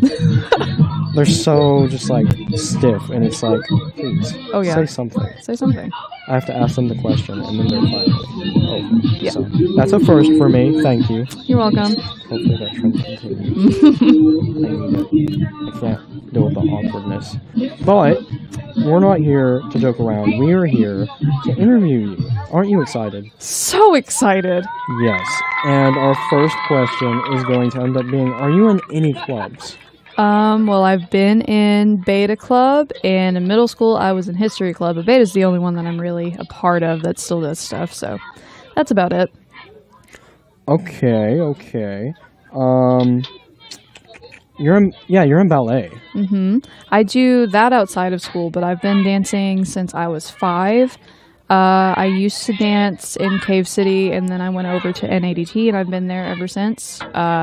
We do nonprofit stuff, and we do performances twice a year. We do the Nutcracker, and then we do recitals, and then outside of that, I do competition, which is pretty cool too. Okay, so have you done anything that you really loved with dance? Nutcracker is probably my favorite time of the year. It's very, very ballet based, which is my favorite part of dance. I get to do things in point shoes, which is great. A little painful, but suffer through it. But that's definitely my favorite part. The sets are really cool. The cast is always amazing. The dances are just very well put together because we've done them so many times, and it's just like a tradition every year. And it really kicks off the holiday season, so it's a great start to it. So, you say you've been in it since you were 5. Mm-hmm. Has that affected you in any way outside of dance? Oh, definitely. I feel like it's a huge part of my personality and just my identity as a person. If anybody asks me oh, well, what do you do? That's immediately the first thing. I dance. Yeah, that's the first thing that I say. So it's definitely a huge part of who I am, and I hope to be able to continue doing it. So yeah, it's pretty cool. So, in other clubs like Beta, what have you done? Anything special in Beta? Or? Well, we do fundraisers and stuff. In middle school, I went to Beta Convention. I haven't done that since being in high school, but that was pretty cool. I did stuff there. We took tests one time. There was one time where we did living literature, where we put on a scene from a book, and we just had to stand there and be oh, this is a scene from a book. It was kind of cool. And then I performed a dance there one time too. But we're trying to get some people going up there this year. I don't know if I'm going to go up there yet, but it's a pretty cool thing to go. It's a huge convention, lots of people there, lots of different things to compete in. It's a good time. Okay. Now, what about book club? Because I know you love books. Yeah, I really do. I don't have a ton of time to read anymore, which is really sad. Anytime I'm reading, it's for another class. But I haven't really got involved with the book club. I've thought about it, but I haven't gotten into it yet. I might. Not big into it, at least. Yeah. No. Okay. Well, since you're in book club, what's your favorite book? My favorite book? Oh, lordy. I read this in 8th grade, but it's still my favorite book. It's probably Caraval by Stephanie Garber. It's a fantasy book. It's really fun. And there's also another one called The Invisible Life of Addie LaRue, which is really good. It's also a fantasy book. Time travel. Well, not time travel, but immortality and stuff in that, which is really cool. And then there are a couple others. There's a duology that is it's got lots of bird imagery, which I find very interesting. Yeah. And lots of really cool world building and a cool magic system. So those are my favorites. Those are called The Faithless Hawk and the Merciful Crow. Those ones are really good. But yeah, I'm a fantasy gal. A little bit of a timeout from the interview here. Mm-hmm. You know how you said I wouldn't like the Crucible? Yeah, I know. I didn't like. You didn't like the Crucible? I told you, it's really mid. It's not that good. Okay, so she is really good at determining who will like what books if she knows you. Yeah. I feel like I can tell whenever somebody's gonna like a book and when they're not. She's a good book judger. Yeah. Book reader judger? Mm-hmm, of course. Yeah, I do stuff in the library too. I'm a library aide. I did that in middle school too, so I think that's kind of part of the reason why I'm in there. It's part of it? Oh yeah. I have good intuition about these things. Yes. I just know. Have a sense. Have you ever made a really good recommendation to someone and they actually like it? Oh yeah, I recommended Caraval to somebody one time and they loved it and they still talk about it. It's great. That book is just so good. Y'all should go read it. It's really good. Not right now. Not right now. If y'all are driving or anything. Oh yeah, of course not. Y'all should also stay tuned in to the station. Oh yeah, for sure. So back to the interview though. Where do you plan to go what do you plan to do and where do you plan to go to college? I'm in between two schools right now. I'm thinking about Lyon College and Hendrix. I'm not sure which one I'm going to go to yet, just because I don't have all of my decisions that have come in yet. But those are the two that I'm most debating on. I'm not sure what I'm going to do whenever I get there. I'm thinking about communications, of course, with radio and all of that. And I'm thinking about history and English and things like that, just because those are the things I'm most interested in. I like sociology and psychology too. Did I already say that? No, I don't think you mentioned. Okay, yeah. Psychology and sociology are really interesting me too. But things like that I really enjoy. Obviously, I'd like to continue dance. If I go to Lyon, I would still dance with NADT and probably teach more classes there. And if I went to Hendrix, they actually have a dance program that I've been thinking about looking into. So those are the two that are top of my list. So, why communications? Communications, I don't know. People tell me I'm good at it, so that's part of the reason, because I've been in radio since freshman year. So Yeah, you're another voice on air here. yeah, I do stuff, news. We may hear you. Maybe. In an advertisement. Oh, yeah. If we haven't already. Perchance, mayhaps. But no, I do enjoy radio. I really enjoy editing. Recording is fun too, but I like editing the most because it's so precise and you get to zone out and just click, drag, delete. It's really fun. Well, sometimes you have to zone back in. Sometimes you got to zone back in.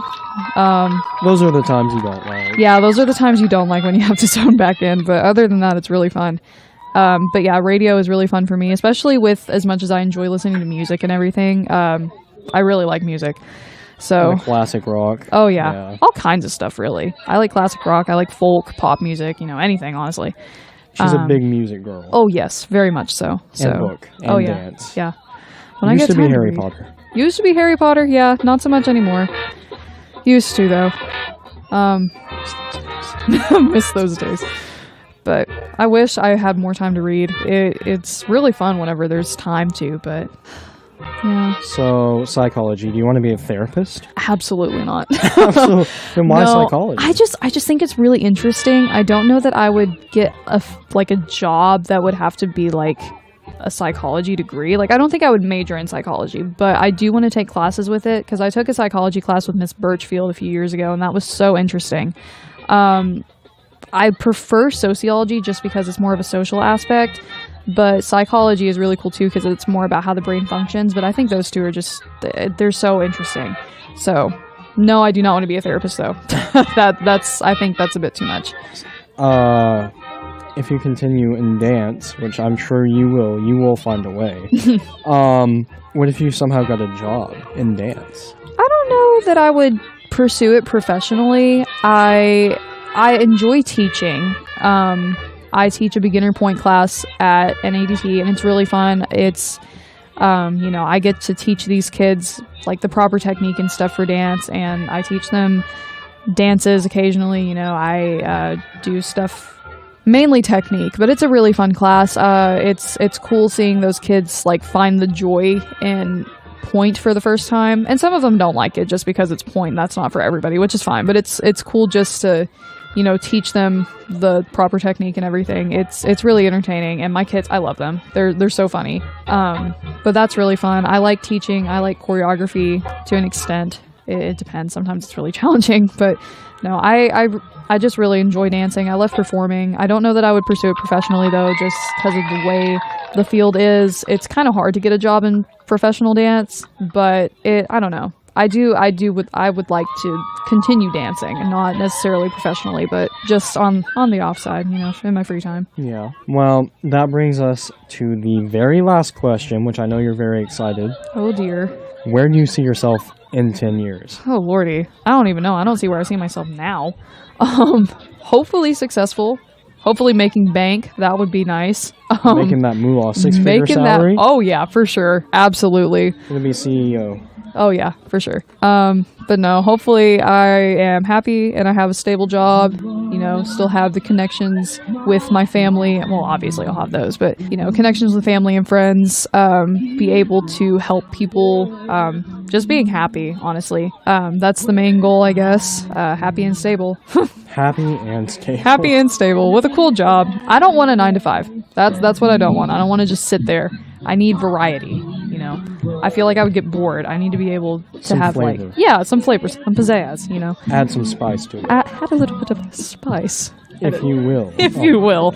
But no, I just need variety because I get really bored really easily. So, I like going and deep diving into something, but as soon as I'm done, I'm over it. Research projects, super duper fun until I'm tired of it. So, I don't know. Well, is there anything you'd like to say? Just, personally. I don't know. You don't know? I don't know. Okay, well, I wish our boys out there good luck. You do too. Oh yeah, for sure. Yeah. And we're going to wrap it up here. Thank you, Lily, for being interviewed. Of course. You're just that great. Anytime. And we're going to get you right back out to your ball game right after this. This has been the Stark Stables Cakery Cafe of Cave City Halftime Senior Salute. We'll get you back out to our game right after these words from Stark Stables Cakery Cafe. There's a ministry program in Cave City that goes from their table to yours. Stark Stable Cakery Cafe has a blessing plate program where you can help bless people with homemade meals, casseroles, cakes, cookies, and more. Stark Stables Cakery Cafe is blessing God's people, body, mind, and soul. Miss Viva's number is 870-384-4090. They're also on Facebook. Stark Stables Cakery Cafe of Cave City, kicking it in the cave, keeping it in the cave. Cave City Auto Parts, 301 North Main, your bumper-to-bumper authorized parts dealer. Open every Monday through Friday, 8 till 5:30 and 8 until noon 30 on Saturdays. They carry mower belts, blades, spindles, batteries, oil, and filters for mowers and ATVs. Mower, tractor, and ATV maintenance needs are found at Cave City Auto Parts, as well as medium and heavy-duty truck parts. That's all of your auto part needs at Cave City Auto Parts, bumper-to-bumper, 301 North Main.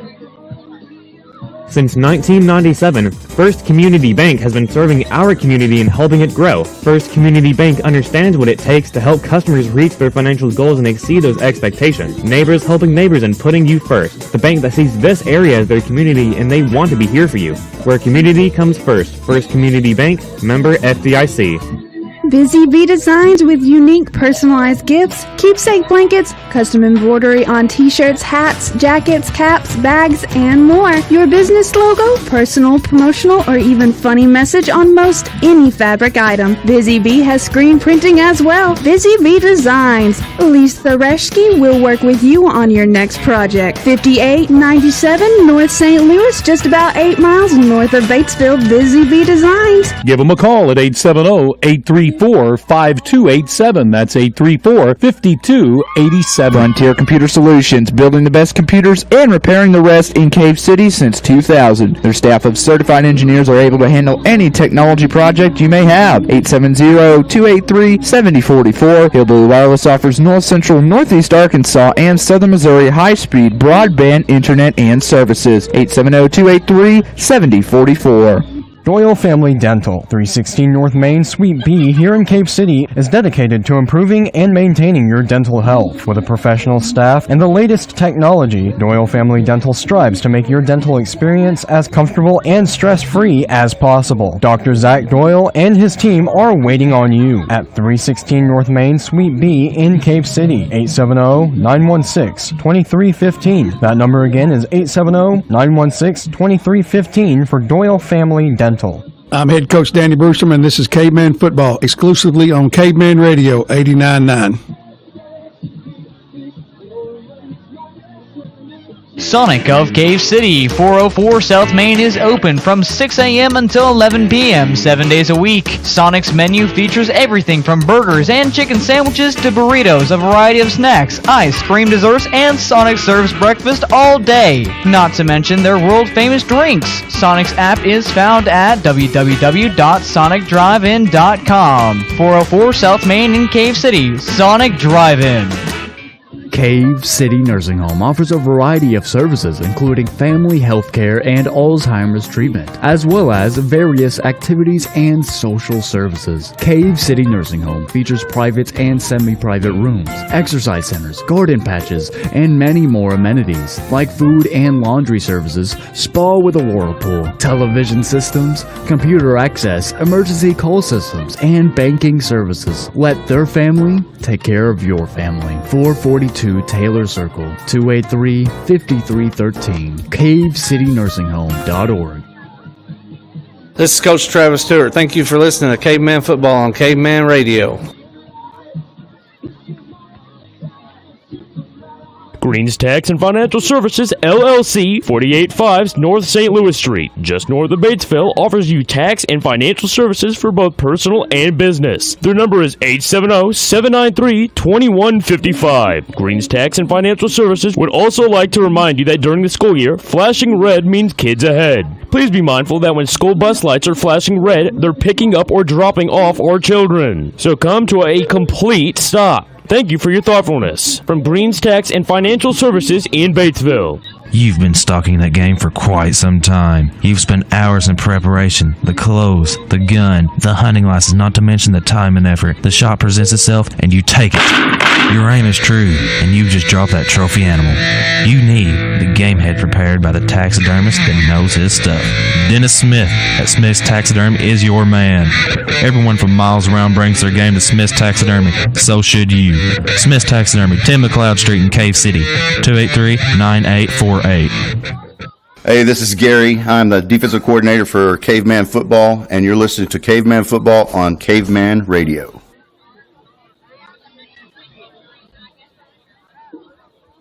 Foothills Fine Foods in Calamine with dine-in or takeout Monday and Tuesday 11 to 4 and Wednesday through Friday 11 to 7. They feature house-smoked barbecue for nachos, sandwiches, and family packs. They have hot honey chicken and shrimp, smoked brisket, and smoked chicken specialty sandwiches. Foothills Fine Foods offers hand-dipped fried chicken, Philly cheesesteaks, and homemade chili. Catfish Fridays every Friday with all the fixins, and for dessert, fried pies and funnel cakes fresh to order. 2468 Highway 115 in Calamine. Foothills Fine Foods, 870-528-0052. Charles Linder's Auto Sales at 1033 North Main in Cave City always features late model, previously owned program cars, trucks, vans, and SUVs. Linder's Auto Sales also offers light service for your vehicle like oil changes, as well as brake work and windshield replacement. Charles Linder's Auto Sales number is 870-283-5959. 1033 North Main in Cave City. Charles Linder's Auto Sales. Hey, this is Coach Anderson, your wide receivers coach, and you were listening to Caveman Football on Caveman Radio 89.9.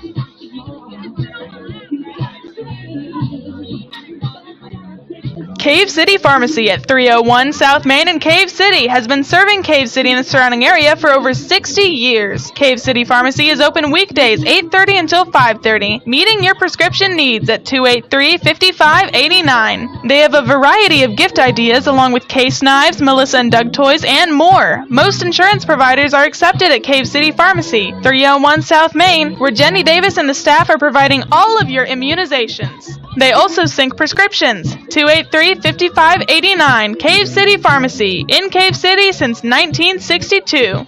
Cave City's own hometown furniture store is Orilla Valley Furniture, with full living room suites, couches, love seats, and recliners, and sets and separates. You'll also find lift chairs, massage chairs, mattresses, sheets, lamps, and along with occasional and decorative tables. 421 South Main Street in Cave City. Orilla Valley Furniture has in stock Broil King grills and accessories too. They also have a gift shop featuring Tyler products and Razorback gift ideas. Orilla Valley Furniture, 421 South Main Street in Cave City.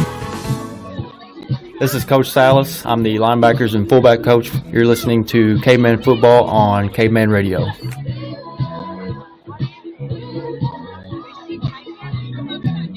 Walling Drug at 316 North Main, Cave City offers patients the vaccines for flu, pneumonia, you can do one more spot and they also bring it have back. free delivery, convenient packaging, Be and fine with sync me. programs to get all of your prescriptions at the same time each month. 316 North Main, Cave City. Walling Drug has medication therapy management and can help with your Medicare enrollment. 870-232-0450. Open Monday through Friday, 8 to 5:30, and Saturday, 8 until 11 a.m. Walling Drug. Backroads Insurance Company, 8111 North St. Louis Street in Cave City, offers you full insurance coverage for your home and auto. Backroads Insurance can help you protect your poultry farm, your commercial lines, your ATV, and boat, even your motorcycle. Backroads Insurance offers you life, health, and supplemental insurance as well. One place, all those insurances. Backroads Insurance, 8111 North St. Louis Street in Cave City, 870-283-5300, open Monday through Friday, 8 to 4, proudly supporting Caveman Football. Go Carson! Go Carson! I'm head coach Danny Brewster, and this is Caveman Football, exclusively on Caveman Radio 89.9. Back here in the Stark Stables Cakery Cafe halftime. It's Cavemen sitting with a 19-8 lead over Gosnell here at the half. We got a few more minutes still. They added that extra warm-up time to the end, so we're waiting on that to commence here as the local scores. Nothing reported right now other than Hoxie and Newport. Newport beating Hoxie like 33-6. Other than that, nothing on the reporting for our conference. As I'm trying to nurse a little bit of a cough here. It started today, Daniel. I'm not sure where it come from. Might have been partly the fact I was sitting in bleachers last night in Gosnell. May have got in some allergenic air over there or something like that. But Daniel joining us back here is we're trying to find some scores on Fearless Friday boards. Nothing there. Nothing on Hooten's. Nothing really anywhere for our conference other than some 3A opponents to our south. Well, there was... And our score's not right either, or yet. It's not updated. Well, you got Highland and Southside that played tonight. You really kind of want to know what they did. Well, Highland's got Westside, so I can probably guarantee I know how that's going to go. Highland should have won that one. Well, should be winning, yeah. Southside will have... Well, by halftime they may have already won it. Well, I get what you're saying. I understand. I'm with you. Caveman getting fired up out here. We got 38 seconds before we close halftime. And Daniel, man, it's been a fun night so far. It's been a great night. Highland, let's see, is Highland number 2 in the conference? Yes. And we played them last week. I got it right here. I'm sorry. So Truman is at Southside. Okay. We probably that's who we play next week. It's Truman. They're 2-6, 1-4, and I'm just going to be safe to say that Truman might be 2-7 by the time this is all said and done tonight at Southside. Southside's 8-0. Has Truman and Gosnell played yet? Yeah, everybody's played but us. Truman.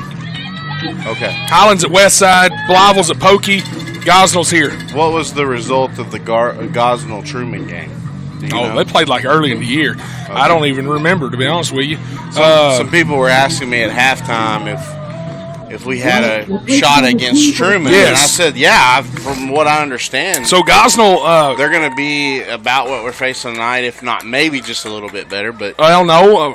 According to Fearless Friday boards, which, you can take those how you will. You've seen those all your life just like I have. But Fearless Friday boards showing Gosnell is finally... They started the season off rough and picked it up. Doing better as we field. Hold on. So we fielded the kickoff, and K-Men are going to take over here on the 40. 1st and 10. We're starting the third quarter off. We've got Gosnell started off the year slow. Fearless Friday come in and said the boards, everybody was talking about their quarterback was rough. They couldn't find a good one. Ball on the 33. I messed up on that. Where they wanted to be. And so They said Gosnell was getting better and improving. They said Truman was going the other way. And that was the last few, last few weeks is what they're saying. So we got a shot regardless. And there's a handoff. Comes this side. Tristan Wiles breaks through a tackle and gets to the 40-yard line. And great job bouncing that out. That was fantastic. Some positive yards for us.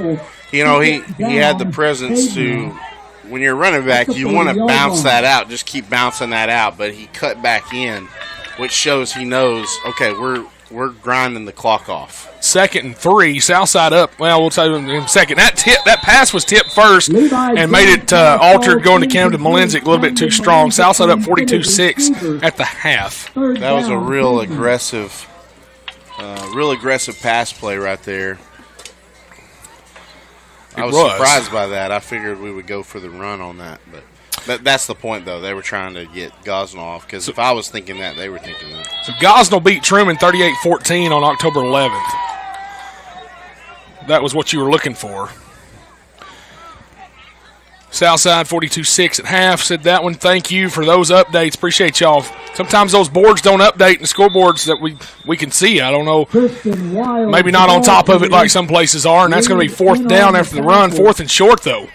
Matter of fact, the way they're moving over there, it's close to that 1st down marker. Oh, yeah. They've moved it up another half a yard, and they're going to give it the 1st down. Wait, hold on. The white hat. The side judge says it's 1st down. White hat 1st down. All right, good job, Cavemen. 1st down, Cavemen. We needed that first down of this drive to get things rolling. I was scared we were stalling just a little bit there, stalling out on that drive, but thankfully we're not, as brings up 1st and 10. Cavemen now on the Cave City 43-yard line. 11:08 to play, clock moving, 19-8 your score, Cave City. Jones in the gun. Got two receivers out to the far side. Good snap. Going to be a fake handoff. Under pressure. Going to be thrown over the top. All right, over the middle to Sean Walling, and it's just right outside of Sean's hands at the 42-yard line. That would have been a first down with him extended out. That brings up 2nd and 10, but you can always really count aggressive on attack. Old Sean Walling to get something going. Aggressive attack there. Sean playing more receiver tonight, and that may be something he wanted to do, to give Matthew King, Tristan Wiles more carries and let Sean run, get some receiving yards. I don't know. You never know. Now we'll talk hypotheticals later, but right. Tristan Wiles carries it to this side, gets to the 48-yard line. Flag coming in afterwards. Kind of makes you wonder if that's not a hold or a face mask. It looked like 56 from Gosnell and 73 for us. We're marking it back, though. Holding on the offense, 10-yard penalty, spot the foul. So about the line of scrimmage, we got a hold, so that's going to bring it back. 2nd and 10, now 2nd and 20. 70. Well, now we're discussing, the referee's having a discussion at the 46-yard line. Who they call the hold on? They don't tell you that in high school. Unless Coach asks. So they're going to spot it from the 46-yard line instead of the line of scrimmage. So it's going to be 2nd down and 18. Really close to maybe 19. Yeah, not what you want to see there, but the way we've been moving the ball, we should be able to overcome this pretty quickly.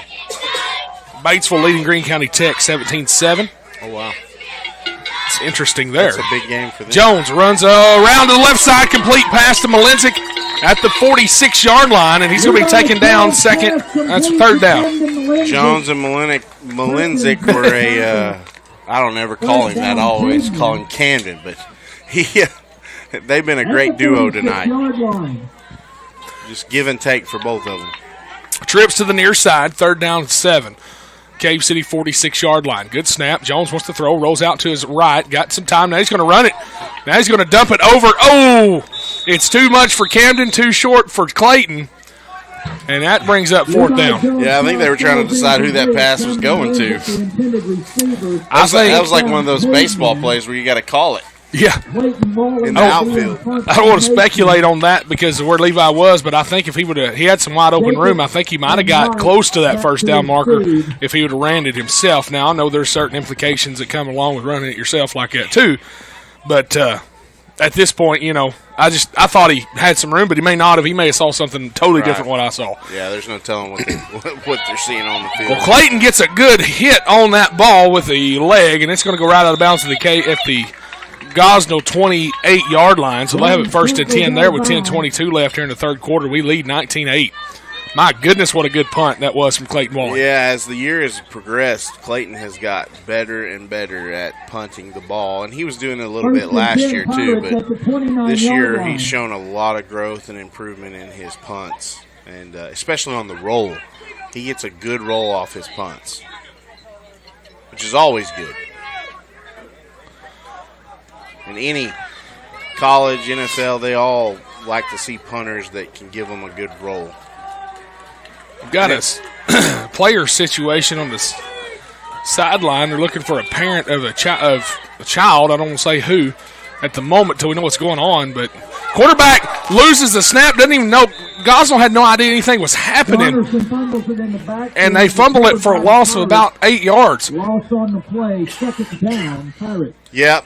Gosnell's feeling the pressure. They've got to make something happen here, and so we can expect to see them to take some riskier plays this half. And they've been running that shotgun all night, and so like I was saying in the first half, our defensive line's done a great job of getting into that center and snap, and that's going to cause issues as the game unfolds. 2nd, about 23. Gosnell wants to throw it over the middle. It's complete. Hit hard, Kenny Stevens. And misses that tackle after he hit him hard, but he only got 2. Wrap up, Justin. He had the hit. He just didn't have the wrap up. Well, he only got 2 yards afterwards, so that'll be a gain. Carlino Bahena with the tackle, though, and it brings up 3rd down and 10 from the original line of scrimmage. He felt that bump, though. Yeah, Kenny hit him hard. But he kind of bounced off of Kenny away from him. That's why he wasn't able to wrap up, I think. Pass incomplete, but I think there was a flag already. Timeout, Cave City. That was one of those. That was one of those what? Well, that was one of those hits where it's, it's kind of fitting because it's Halloween, but it's one of those peekaboo hits. Oh, yeah. Because the receiver turns around, it's like, peekaboo, I'm here. Yeah, Boom. Surprise. It's like that Jack in the Box. It scares me. We're going to take a 30-second timeout. We're up 19-8, back in 30 on Caveman Radio 89.9. Cave City's very own R&K Bouquet, 202 South Main in Cave City, is open every Monday through Friday from 9 a.m. till 5 p.m. They carry supplies for your next birthday, wedding, and anniversary parties. R&K can also help with funeral needs as well. R&K Bouquet specializes in seasonal and holiday arrangements. 202 South Main, R&K Bouquet in Cave City, 870-321-1712. This is Coach Travis Stewart. Thank you for listening to Caveman Football on Caveman Radio. Back here, 9:18 to play. We took our first time out of the half, but I think Coach B wanted to see something calm down his defense a little on this 3rd and long situation for Gosnell. Quarterback wants to throw. Got a guy, but it's complete at the 46-yard line. He's going to fall to the 43. He was in double coverage, and he got that ball through. Yeah, great throw. Great catch. There's just not a lot you can do in that situation. It was just a well-executed offensive play. Now, we did our best defensively there. That's not a negative reflection on our defense at all because they made that play. But like I said, Gosnell's going to be taking those type of plays this half because they're catching up. There's another good throw across the middle. Missed a tackle, missed another tackle. Spin move. We've missed 4 tackles in a row, and now we've got him down inside the 5. Gosnell is getting chunk plays. So this is one of those times where you say it, look, the game is not over. Like, we went up, we were feeling good at halftime, but we got to come back out and pin our ears back and get after this team. 1st and goal at the 3 for Gosnell. How this changed so fast with a couple of throws. And that's what Gosnell does to you once they get things figured out. Like we was talking about in those Fiddler's Friday boards. Once they figure it out, they're explosive. Well, and that's the thing about halftime. Up the middle, quarterback going to keep it. He's in for the touchdown. The thing about halftime is you go to the drawing board and you get to discuss, all right, this is what we're doing wrong. This is what they're doing right. Let's fix this. Let's make adjustments. And teams can come out completely different at halftime, man. And this is Friday night football. Any Friday night, any given Friday night, any team's got a chance to win. And, so we're still in good shape, Oh, yeah. Even if they punch this in, we're still up by 1 score. So as long as we can keep the momentum going and stay ahead of them and then get our defense adjustments made, we can come back out and make some more stops. Quarterback couldn't find anybody to throw it to, so he's going to try to run it himself, and he gets in. 2-point conversion tried. Good. And on the quarterback keeper. He was a little shaken up on that play. He was kind of tossed to the ground there a little bit, but it's 19-16. That's your score. Caveman still lead here. We're going to take a 30-second timeout just to Cave City High School football. Caveman Radio. Cave City Auto Parts, 301 North Main, your bumper-to-bumper authorized parts dealer. Open every Monday through Friday, 8 till 5:30 and 8 until noon 30 on Saturdays. They carry mower belts, blades, spindles, batteries, oil, and filters for mowers and ATVs. Mower, tractor, and ATV maintenance needs are found at Cave City Auto Parts as well as medium and heavy-duty truck parts. That's all of your auto part needs at Cave City Auto Parts, bumper-to-bumper, 301 North Main. Hey, this is Gary. I'm the defensive coordinator for Caveman Football, and you're listening to Caveman Football on Caveman Radio. 8:31 to play here in the 3rd quarter. It's 19-16 Cavemen. We're going to try to receive this ball here. Kenny Stevens back with, is it Camden Malinzik? Also back there, I believe so. They're at the 20-yard line. Let's see if Gosnell kicks it deep here. They kick it semi-deep. It's going to be fielded. Oh, no, it went right through Kenny's legs. He's got to pick it up behind the 20. He's going to break one tackle, gets another, goes through the middle of the hole. Oh, my goodness. And that is a face mask all day. Kenny's down at the 28-yard line, but they're going to tack 15 onto that. That shook Kenny up a little bit, man. He grabbed that face mask hard and jerked him down. That's a great way for a player to get injured. And I don't know, obviously, if Gosnell, they probably didn't mean to do that. It's just part of football, but it's kind of scary there watching that that unfold. Yeah, and there's one thing about it. He was moving, man. He was ready to go. That was ready to break one. That was the last guy, too. Yeah. That was the last defender. Yeah. So it would have been, Kenny may have took that all the way to the house if he had not been hit that hard and pulled down by the face mask that way. That's what we needed, though, coming after that Gosnell score. We needed some momentum to get us going here, get us fired up. Hopefully that'll work. 1st and 10 on the Cave City 43. Wild's going to take it around the outside, breaks 2 tackles, still moving at the 50. A first down at the 47, 46-yard line. Great run by Wiles, man. He was really getting after it there. First down. He was getting those legs churning, those knees popping up. I think he was hurting those defenders more with the way his knees were just pumping up and hitting them. You know, and that's the way we saw Tristan so hard. Oh, sorry. That's the way we saw Tristan last year playing before he got that knee injury. That's exactly. Jones, that's a stiff armor, man. He's going to be sacked, though, at the 46, trying to get out off the misdirection handoff. He was trying to make something happen. Camden was running kind of a flag route, up and out flag route. It just couldn't get it going. Levi's coming over the sideline to talk to Coach B. Had to run out of pressure, and it was there. And I'll tell you, Max Trigo not being down there on the line right now is making a difference for a minute here. And we're not sure what's up with him, but it's something to do with the head. They were checking him out a minute ago, maybe under concussion protocol here. He may took a shot there to start the second half and blocking. So we'll check on him in a little bit. Jones wants to throw. Going to throw it over. And it's batted away from Sean Wally. 3rd and a long way. It's 3rd and about 20. That was an interesting draw up there. I've never seen us run that play before. That was one of those fade passes.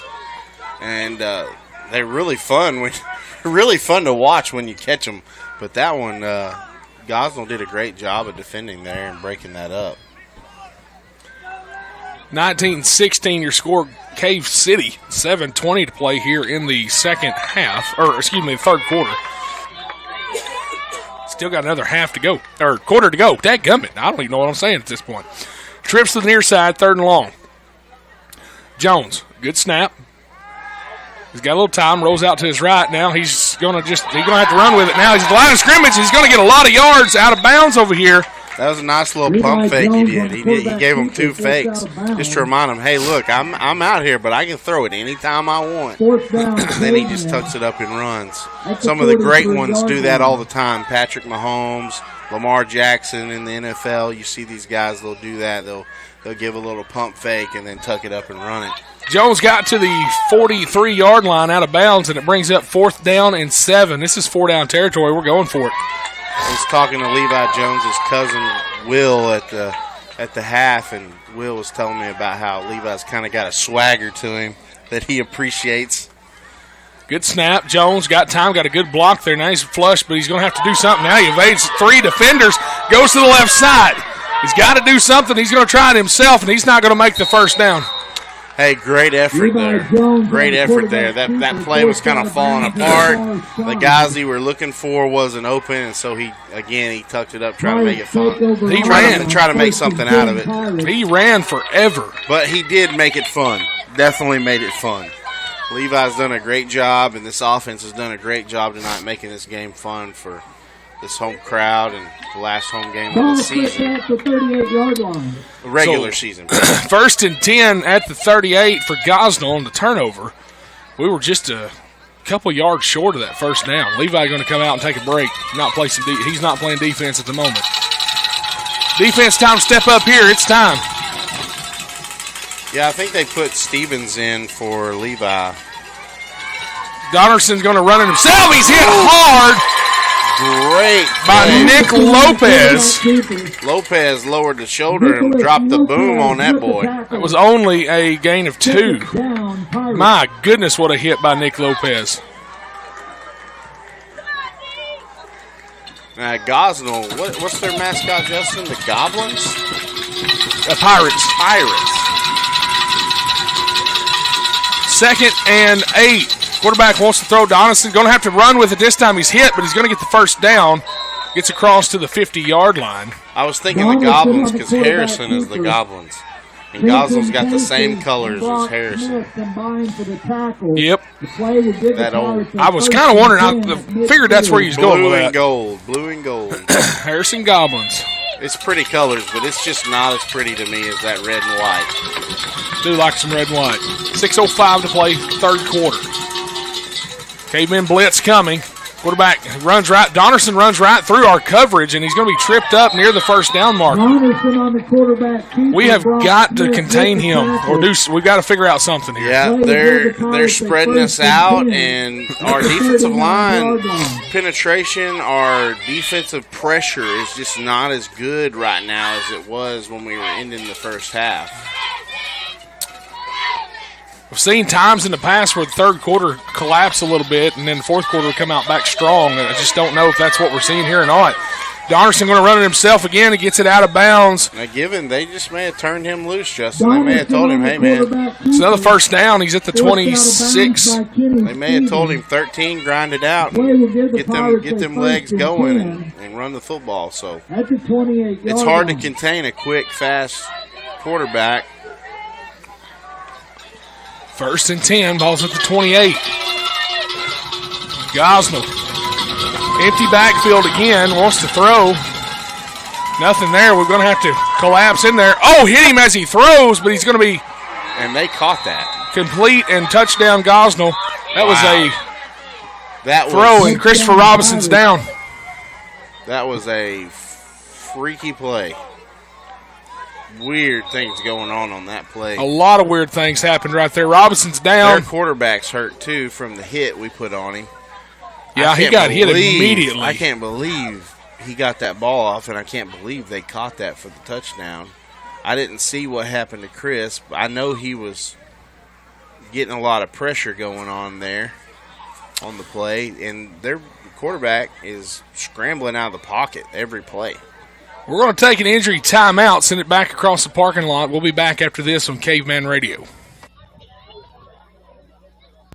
Busy Bee Designs with unique personalized gifts, keepsake blankets, custom embroidery on t-shirts, hats, jackets, caps, bags, and more. Your business logo, personal, promotional, or even funny message on most any fabric item. Busy Bee has screen printing as well. Busy Bee Designs. Lisa Reschke will work with you on your next project. 5897 North St. Louis, just about 8 miles north of Batesville. Busy Bee Designs. Give them a call at 870-834-5287. That's 834-5287.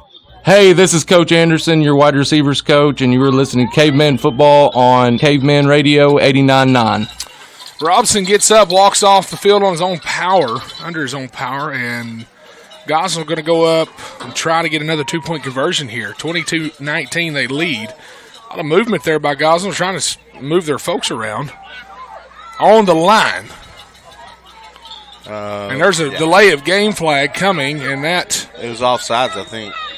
Well, maybe in that, too. We got a flag from the White Hat, but I don't think he was in anyway. There is a flag. They didn't get in. It's illegal procedure. I think we just deny that. Yep, decline that, and that'll be no good. So we only trail by 3 here, Daniel, now, here in the third quarter at 5:24.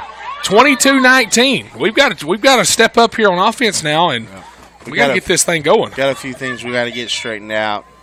We had some key players out on that defensive series there. And of course, Chris got hurt there at the end. He's walking some stuff off and taking a little breather now. I think we'll see him back out there in just a moment. But now it's time for the Cavemen offense to get back out there and get to work and get us some points on the board. Yeah, it can be done. Seen it done all night, actually. We just got to get it going. While we're taking a break here, waiting for this next special teams play, but I just want to give a quick shout out to Trenton Brown. He's our manager for the football team. He does a great job of high-fiving these guys and encouraging them when they come off the field. And he's one of their best cheerleaders on the sideline for them, and he's working hard and checking on the players, making sure they're okay, having what they need, and he is one of the biggest Caveman fans I know in this town. Trenton's a good kid. Good kick there by Gosnell. Kenny's going to field it off a bounce at the 25. He's going to run to the left side. Gets a good block. He's at the 40. Now the 45. Now the 50. Still dragging it across to the 47-yard line. And Daniel, there you go, man. About broke it again. I tell you, Kenny Stevens is fired up in this second half. He's been fun to watch, and I just would be just fine just giving him the ball every play right now. He is taking them to school. At school. Yep. He is taking them to school. What's it? Let's see. Is he a senior? No, Kenny's a junior. Holding on the on the receiving team. Cavemen have got to back it up now 10 yards from the spot of the foul, which was apparently way back. So the Cavemen will have it at the 36-yard line. So we really lost about 20-something yards off of carry on a hold. 5:17 to play, third quarter, 22-19. Gosnell. Cavemen have the ball, though. Here we go. All right, we got to get something going here. 1st and 10. Jones in the gun. Snap. Be a low snap. Jones going to take it himself. And he gets sacked behind the line. I don't know if they're going to call a loss or not. Levi Jones on the quarterback keeper. We're kind of running some of the stuff that was working for us in the first half, but we're not seeing a lot of big movement with it right now. I think we're going to have to shake it up and kind of do some things a little differently, because we definitely don't want to wear out Levi Jones or any one particular player right now. We're going to need them as this game goes on, because it's very much a close game right now. Not what we were expecting coming out of the first half. No, Cavemen up 19-8 at the half and scoreless so far in this half. Tristan gets covered up at the 45. The ball carrier. They're going to Smith in on the tackle. Keep him where he's at, though. No loss, no gain. 3rd and 10. There might have been a little face mask on that play, too. I think they missed, but Gosnell's defense is fired up, man. They're ready to go.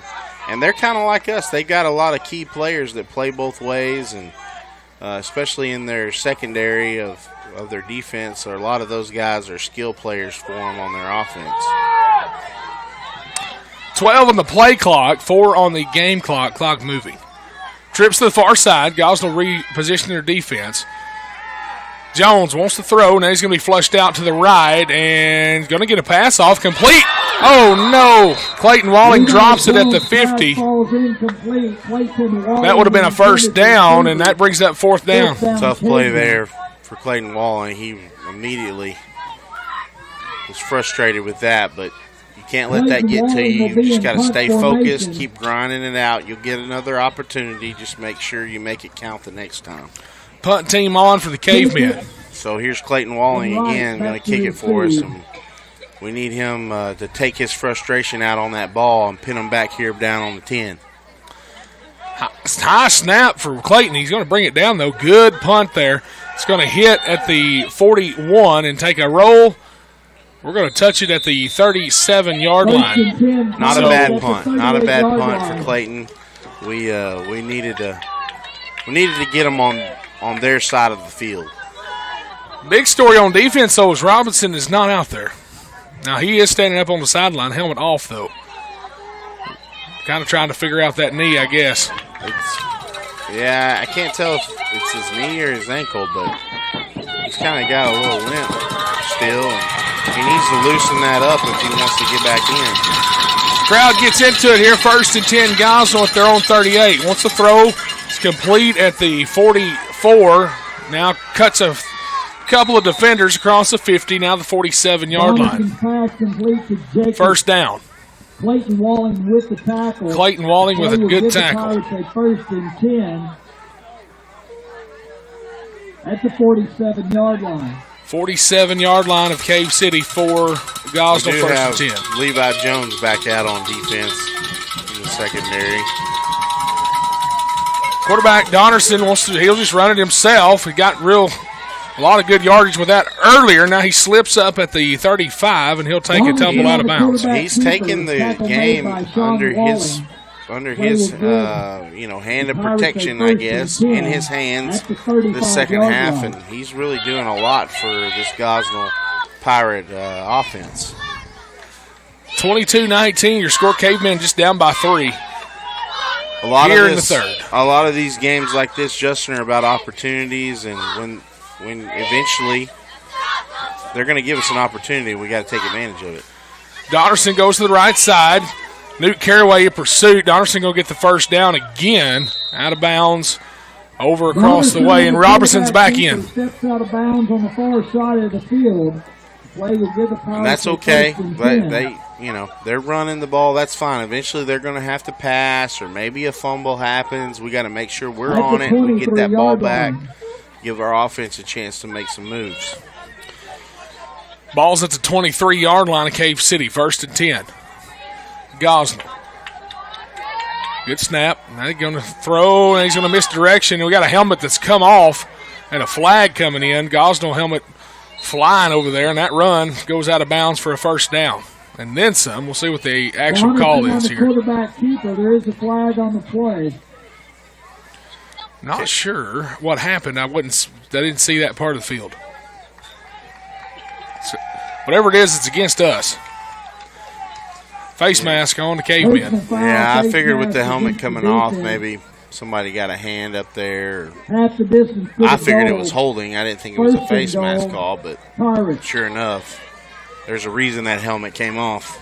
Well, 1st and goal from it's half the distance from where they were at, so it'll be 1st and goal, I believe, from the 3. They're at the 3.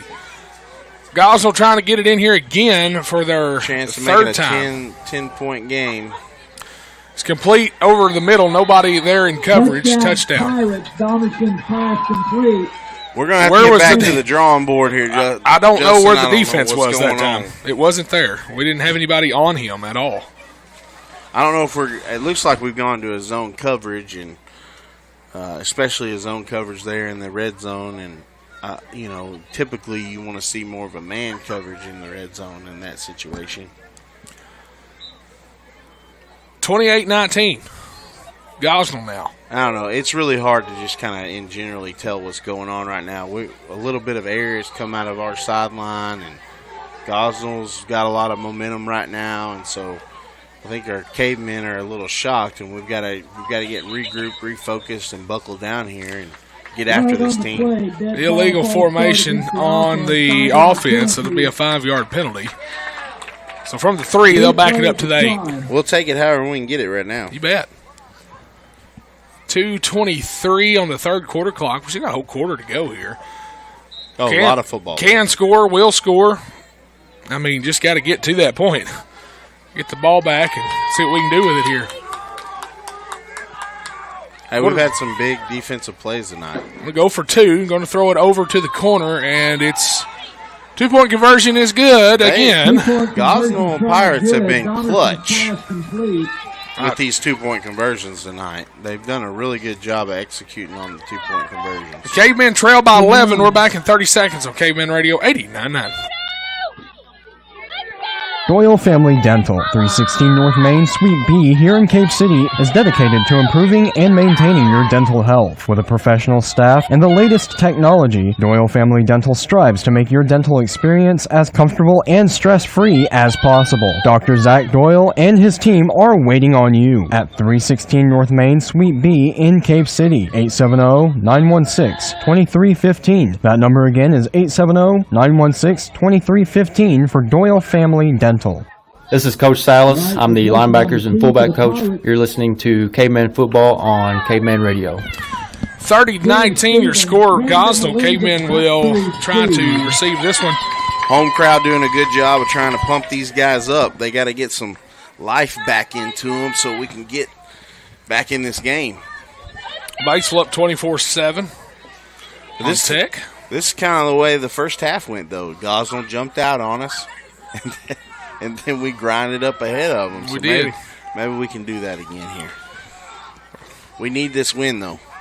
Squibber goes to the 35, and the Cavemen going to fall on it. That's going to be Dawson Johnson, number 5. Yeah, Dawson did a great job there. That's ideal if you could have filtered that in a way where you could have took off running. That's great, but in a kick like that, you just want to get on it, fall on it. Tighter than the lid on a pickle jar, Justin. Cover that ball up and just stay safe right there on the 30, about the 30. what is it? I can't see the scoreboard. What is it? 30? We're right at the 35. Yeah. So, on the north side of the 35. It's not bad ball positioning here for our offense to get something going. And I'd like to see us throw the ball a little more. And catch it at the same time. Mm-hmm. First and 10. There's a double handoff. Left side. Sean going to get through the 40. Now the 45. Still on his feet at the 50. And he crawls ahead for a huge gain there, Daniel.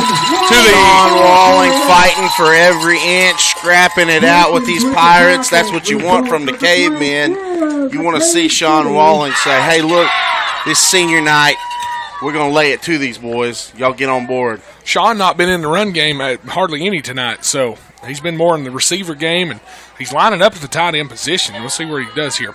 Jones, handoff, that goes to Tristan or Matthew. I couldn't tell that it's Tristan Wiles. He wears 10. Matthew's got 19. Hard to see it in that transition, but it's a gain of where's that official? Gain of 4. Second down. Yeah. Looks a little more like what we're used to here, Daniel. You saw Sean there at the tight end position. That was a blocking play, and he just kind of tightened down on the end and tried to get some forward momentum with the pile there. 2 receivers far side. That's another handoff now. Wiles is going to push ahead and get across he's going to get right to the 40, and that's a gain of 3 that time, maybe 4. It's going to be third and about, probably third and 4. I like this. I like what we're doing here. This is what we got to do. We got to just strap up the chin strap, lower the shoulder pads, and just take it to them. Grind this out. Just ground and pound. That's our bread and butter. Ron would call it smash mouth football. I like it. Grit and grind. Clock under a minute now, third quarter. Jones, good snap. Going to be a fake handoff. Going to be complete on the pass across to Sean Walling at the 30, and he'll take it to the 29 for the first down. 28. For such a long time, Sean has been our main tailback. I like the way they're utilizing him as a skilled position player, because it opens him up to do some things like he did on that play, catch a pass, and he loves contact, so he immediately seeks out contact when he gets the ball. And he's going to come out and take a breather for a second. Handoff goes this side. Wiles gets around the outside, wrapped up. Nobody falls ahead to the 25-yard line, and that's a gain of a couple for second down. That was a well-deserved breather for Sean, but I hope he gets back out there soon because we need him. Yeah, we're going to let this clock expire this third quarter now to give him another minute to recoup.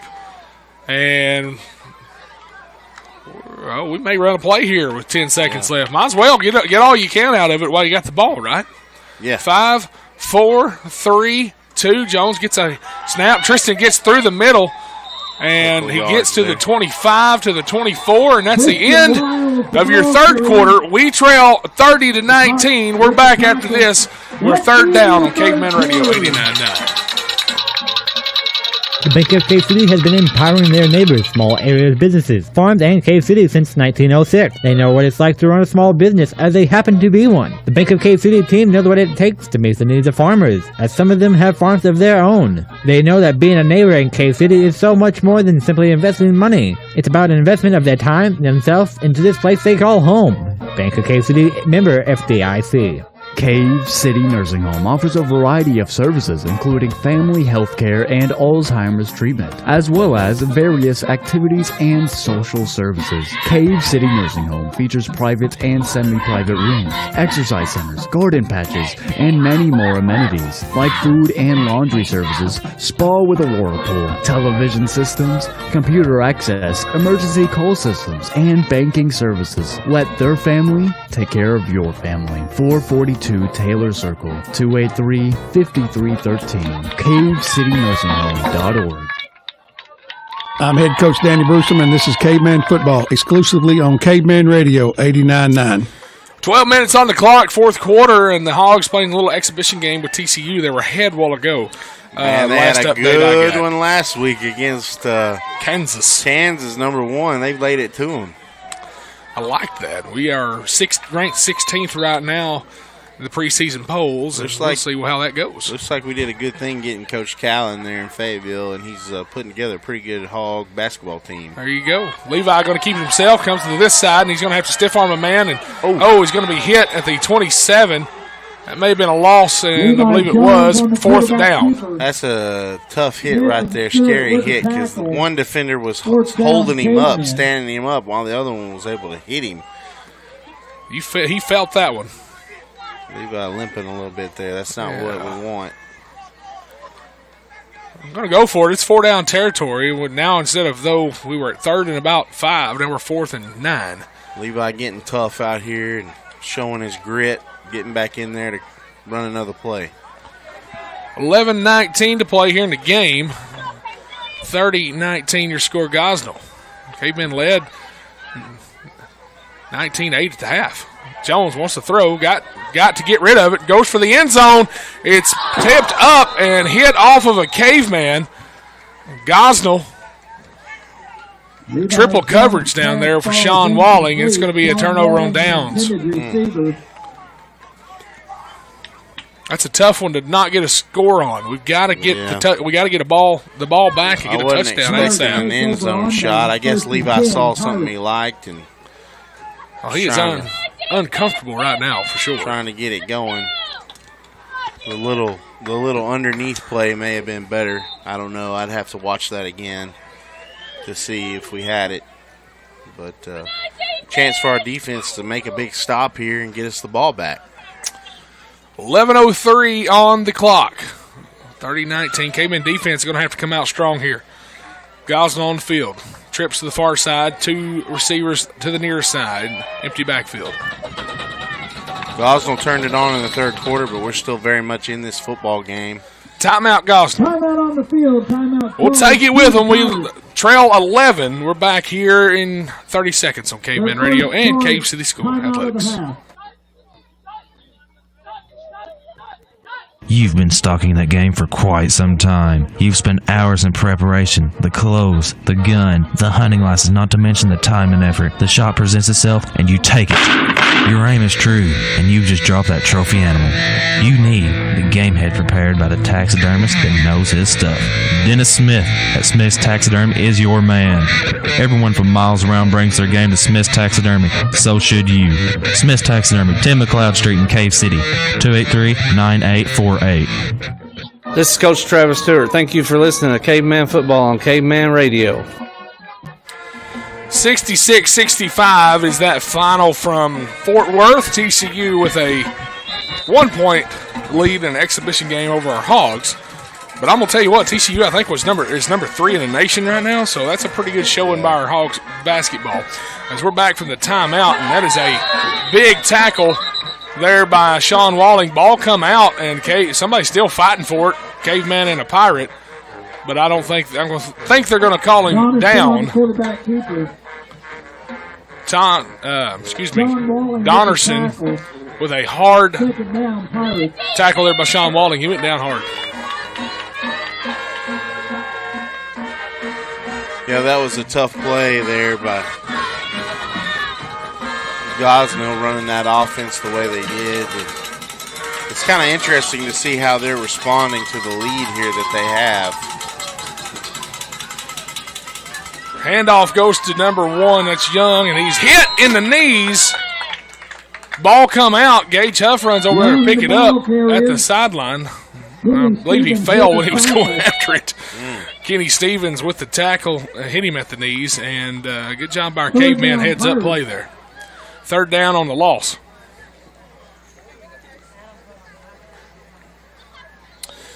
.9:58, clock still moving.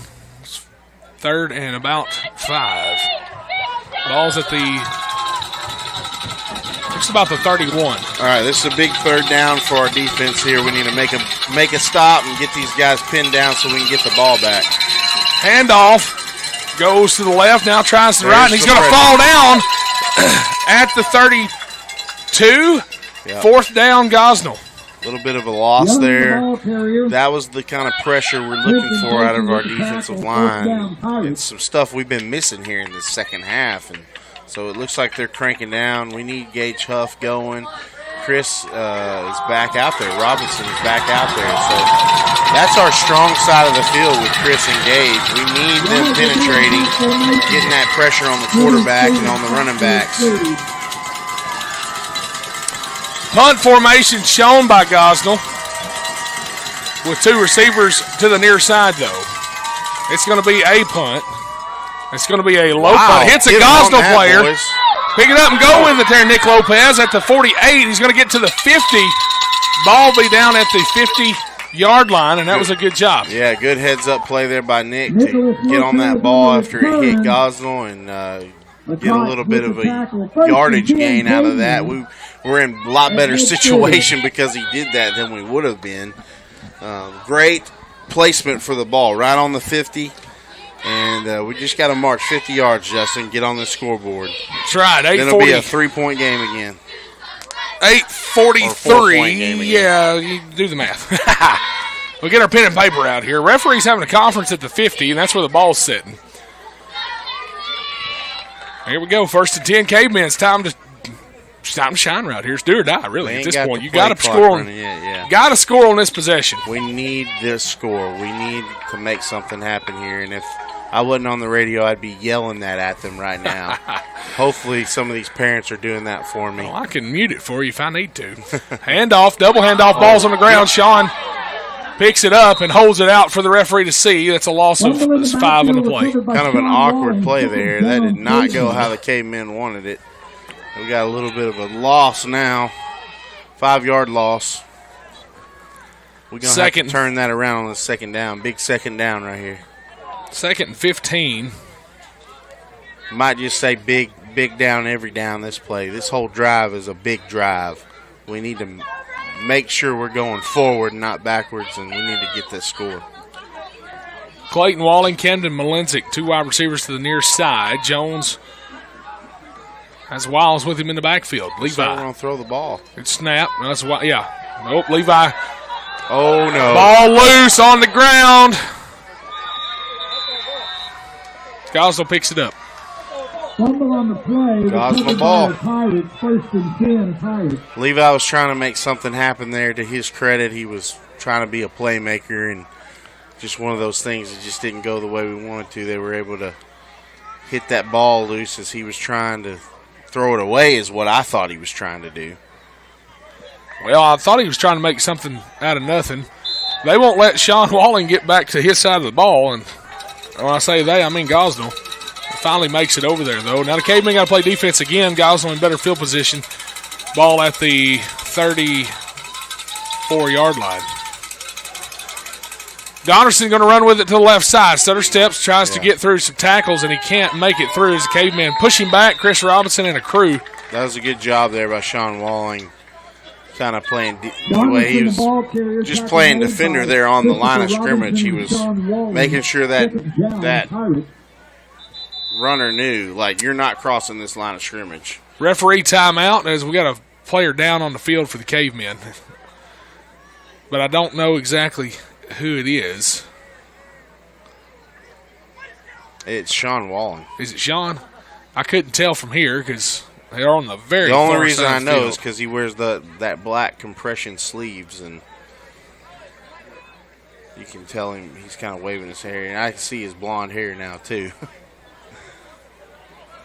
It looks like it's his leg. He's got a cramp, maybe. Well, Sean deals with a lot of stretching cramps. that leg out, yeah.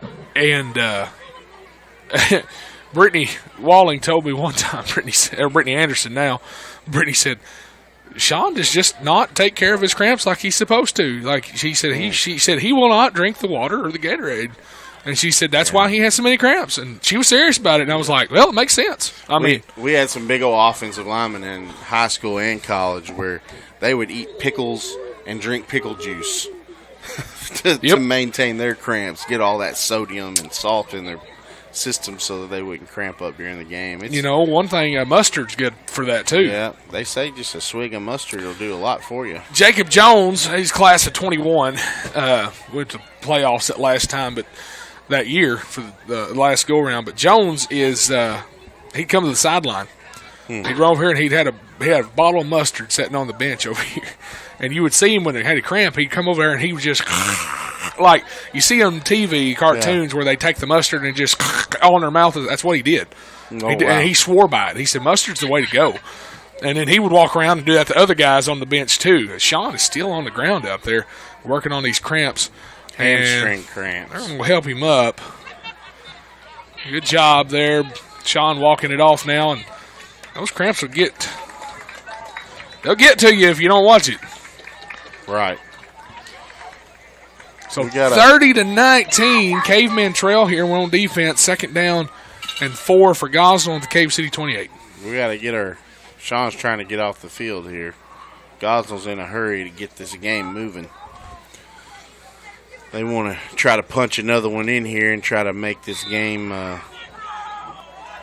have a big separation in it score-wise. Gosnell with the snap. Empty backfield. Pressure coming. Going to throw it overhead, and that is great defensive play. Awesome job there by the Cavemen. Wow, broke that up. Like Cameron Doyle that broke that up. Jacobs, the intended receiver. Well, number 23. Could have been. I couldn't tell from here. You did a good job because I couldn't tell you. That would have been another touchdown if that was complete. He was in the end zone. But it's 3rd and short now for Gosnell. They're going to see what they can do here. Empty backfield again, 7-20. Great timing, Yeah, that was number 23, Cameron Doyle. He did a great job timing that just right to break that ball up. Donnerson wants to run with it left side. He'll get the 1st down, and he'll just have to slide. He may not. Yeah, he did. He looked like for a second he may have slid too early, but he did not. That looked like Clayton Walling on that stop over there on the end. Was. So 1st and 10, Gosnell. Cavemen sharp in that first half, Daniel. Gosnell was not. Now it's flip-flopped a little bit. I don't know. I think that was a pretty generous spot there. I felt like Clayton kind of pinned him down just shy of that 1st down. But definitely. I agree with you on that. It's just the world we live in. We just have to deal with the cards we got, right? Yep. You got to play what you dealt. Here we go. We got to pin our ears back, get after them. Movement. Donnerson coming to the near side now, trying to do something with it. Going to be hit. That ball looked like it was trying to come out, but it didn't. And Donnerson gets down to the 15-yard line. Kenny Stevens with the tackle. Along with Carlino Bahina. Carlino Bahina with the tackle. Good job, Carlino. All right, we got to get a big defensive stand here. We need our home crowd here to make some noise. 2nd and short for Gosnell, ball to 15. 2nd down and 2 yards to go for the 1st down. Boy, it just don't look like they're gaining that many yards from this angle. I know. I was thinking that a while ago on his far side when he's running over there.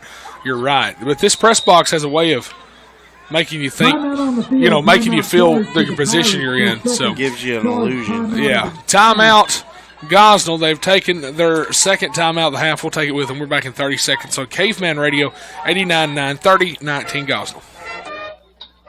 Charles Linder's Auto Sales at 1033 North Main in Cave City always features late model, previously owned program cars, trucks, vans, and SUVs. Linder's Auto Sales also offers light service for your vehicle like oil changes, as well as brake work and windshield replacement. Charles Linder's Auto Sales number is 870-283-5959. 1033 North Main in Cave City. Charles Linder's Auto Sales.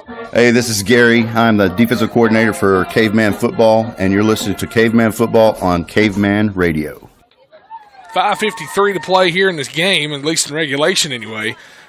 Always a chance we come back, score a couple here, and maybe tie it or get a lead, Daniel. You never know. It's all about that willpower, Justin. That's right. We got to want it more than them. We got to want every play more than them. You're never not out of it. We're only down 11. Oh, it's high school football, man. Anything can happen. It can change quick. 2nd and short. Donnerson runs with it to the left side. 1st down for him. He's going to be hit. No, he's still moving. How is he still moving? We just can't bring him down. He's near the goal line. He's going to be out of bounds at the 2. He is running like a banshee, man, just screaming through there, juking and jiving and getting around these guys. He's a hard runner. There's a lot of these Gosnell Pirates that are hard runners. What gets me is, Daniel, we didn't see that in the first half as much. No, I don't understand. I know their game plan changed at half, had to, but yeah, I just don't get it. I don't think a flip for them switched at halftime, and they've come out in a different team. I think I'm more just shocked at what I'm seeing. Really, is how we come out so explosive and so aggressive, and it was going like. You talk to anybody here, touchdown Gosnell, as they've extended their lead to 36-19. But you had that thought there that we had this one pretty well. I'm not going to say we had it won at halftime, but we had it. It was under the momentum control. was with us, and we had the momentum going into half with the ball. Couple of real big gains down here before the clock expired, and then getting the ball out of half, and it just went flat. And I'm just trying to figure out what happened. Whatever happened was not a touchdown. We got a flag on the play. Yeah. False start's what I was trying to say on the offense. Well, we've talked about it before. These are high school students, man. These are teenagers. The flag is still sitting at the 25-yard line. You got to remember that at the end of the day, teenagers. Unsportsmanlike conduct against Gosnell this time. Teenagers' emotions can change so quickly, and their life moves so fast, and they're not very good at slowing down the moments and making sure that it's exactly the way they need it to be. But I do not believe that the scoreboard right now is a reflection of this football game. This is a hard-fought football game, and it's been a fun one to watch. Well, it's 1st and goal from the 23.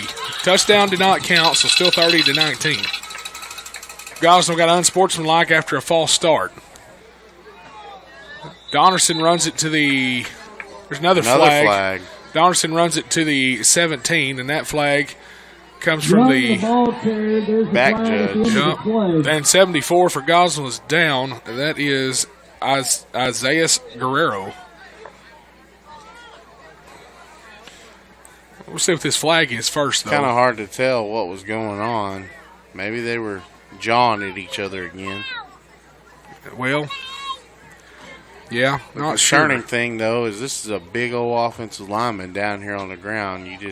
When you see those big boys down, you don't want nothing bad happening to him, and he's got maybe some ankle issues going on there. That looks like it hurts. He's up, and he's personal foul against the off. Cavemen that time, so they're going to get those 15 yards back. That's one of their bigger offensive linemen. 74 and 73 for Gosnell are some of their biggest, strongest linemen. So that's going to be a little bit of a blow to them as they try to punch this one in. So now it's 2nd and goal from the 8. Of course, we've had some injuries too. I think Chris's injury kind of took a little bit off his game right now, but he's trying to get going over there. Snap. Mishandled. Wow. But still going to run it to that's Young. He's going to get it to the 5. 3rd and goal.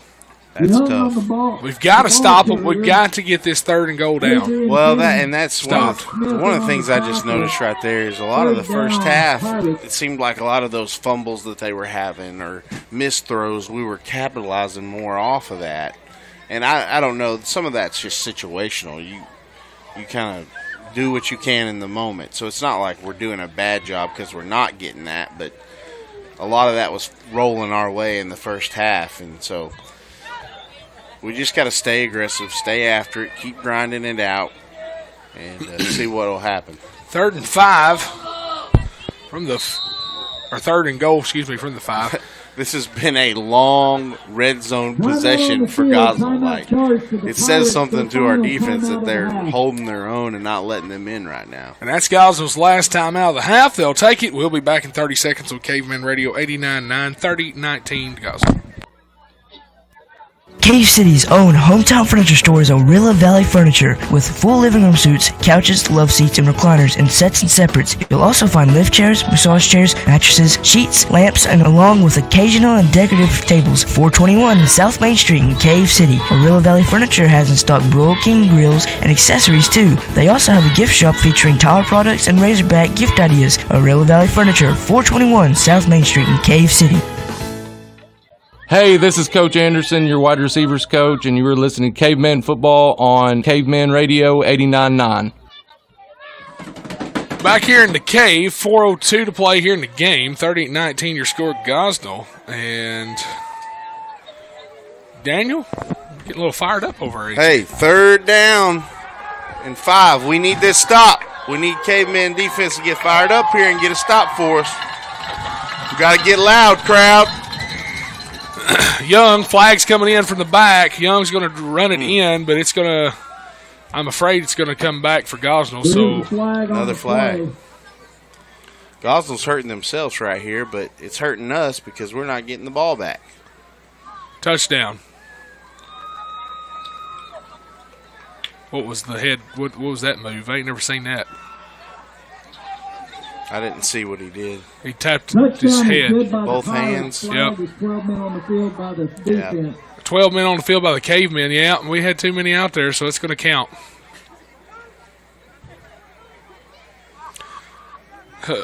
Let's see. That's 36-19. So they're going for 2 again. Oh, yeah. They don't kick. Gosnell doesn't kick. They're going to say he broke the plane. I don't know how. Body's flying everywhere. There's a red jersey coming out of there like that. So it's 38-19. Cavemen got to get it back and score. We're back in 30 seconds, so Cavemen Radio be back in 30. Backroads Insurance Company, 8111 North St. Louis Street in Cave City, offers you full insurance coverage for your home and auto. Backroads Insurance can help you protect your poultry farm, your commercial lines, your ATV, and boat, even your motorcycle. Backroads Insurance offers you life, health, and supplemental insurance as well. One place, all those insurances. Backroads Insurance, 8111 North St. Louis Street in Cave City. 870-283-5300, open Monday through Friday. 8 to 4, proudly supporting Caveman football. Go Carson! Go Carson! This is Coach Salas. I'm the linebackers and fullback coach. You're listening to Caveman Football on Caveman Radio.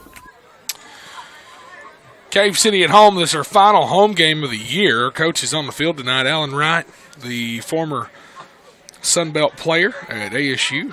Played 4 bowl games during his time over there. We have an ASU intern, also Nick Ivey.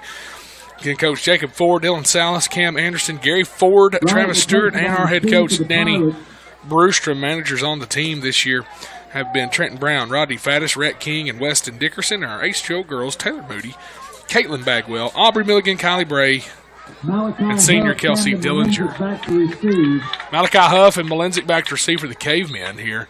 They're at the daggum 3-yard line because of the penalty was assessed. This time they're going to Gosnell going to kick it into the end zone. It's going to hit off the pylon post. It'll be a touchback. Caveman will have it at the 20-yard line, 1st and 10. Jackson Colvin runs out there as a senior tonight. Also, Gage Huff, Matthew King, Chris Robinson, Brock Smith, Sean Walling, Clayton Walling, Seth Walling, the Walling clan. Also, looking at my list here. I'll go down the list. I know who they are, but I don't want to miss somebody because I could do that very well. Trenton Casey tonight, senior. Jackson Colvin. Adrian Finney. Gage Huff. And that is all of our seniors on this team, as that's a good run there by the Cavemen. Sean Walling goes to the near side, gets a 5-yard gain. Brings up 2nd down. 3:40 left to play here in the game. 38-19. Yeah, what we need right now from our offense is just end on a good note. Let's drive. Let's play football. Let's enjoy the moment. Probably the last home game for these seniors. Looks like it, and so let's enjoy the moment. Let's play a good game and just go out with flag coming after a big throw. Incomplete, though, but it was dead ball beforehand. We false started before we ever got it going, and that's going to be those 5 yards we gained is back to the line of scrimmage. We just want to end this game going into a positive mindset against Truman. You know, we played Gosnell tough here tonight, and it's been a great game. We have a good opportunity to get a win next week against Truman. And so the season's not over, and this game's not over. So we want to play hard right here on every down.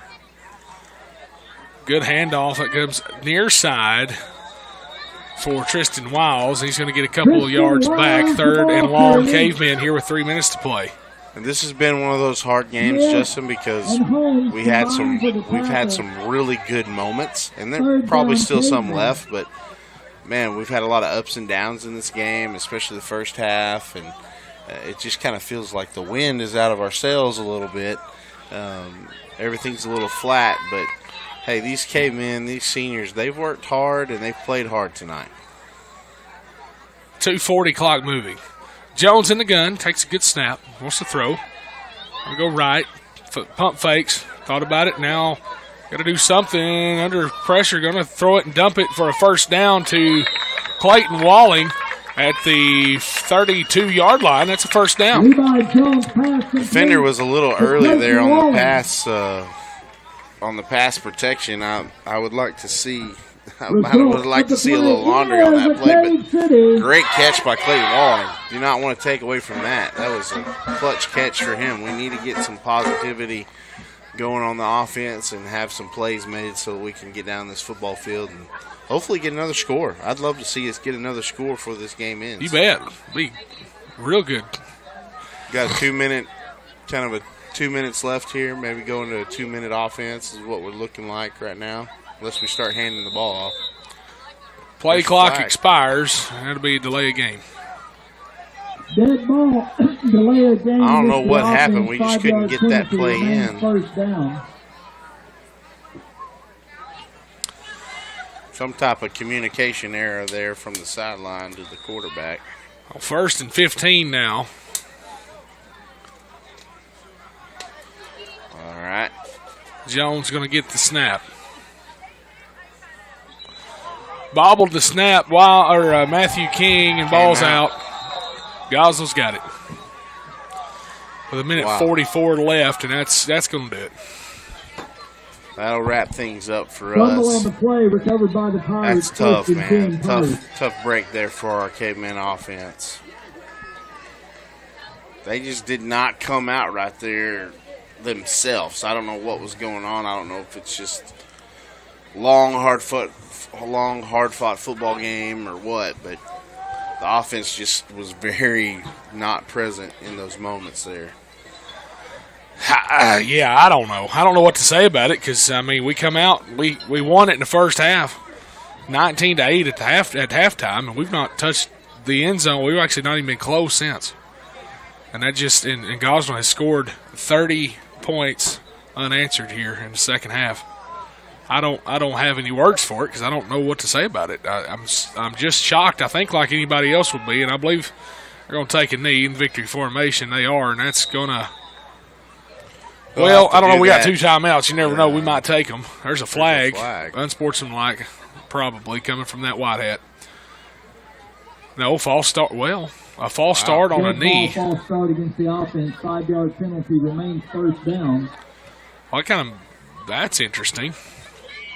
I don't think there was a timeout taken. No, it's just a false start. There's a penalty, dead ball penalty, but that's kind of weird that they call a false start on their victory formation. Play clock's running now. Huh, that's interesting. A first down again, 1st and 15, victory formation for Gosnell.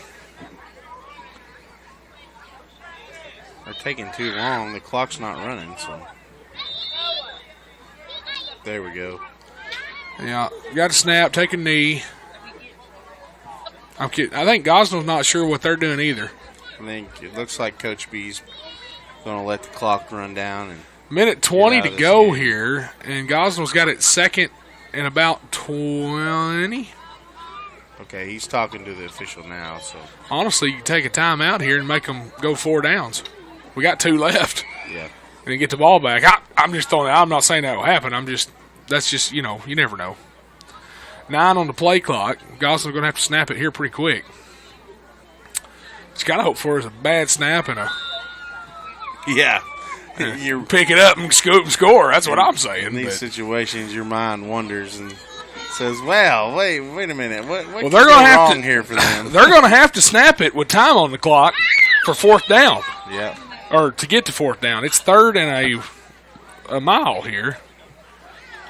Yeah, well, no, they won't have to now, so I was reading that wrong. About the end. It's about to run. Yeah, I was reading that wrong. I was actually thinking about some timeouts myself. Quarterback takes a knee, and that's going to do it here. Final tonight, 38-19. Gosnell has helped themselves out, and we have lost a playoff contention spot. So I'm shocked, Justin. Man, I really thought the way we were playing in the first half, this game was going to end differently than it is now. I'd have never guessed that this would happen in the second half. Tough loss for Cavemen, tough loss for our seniors. I hate it for them.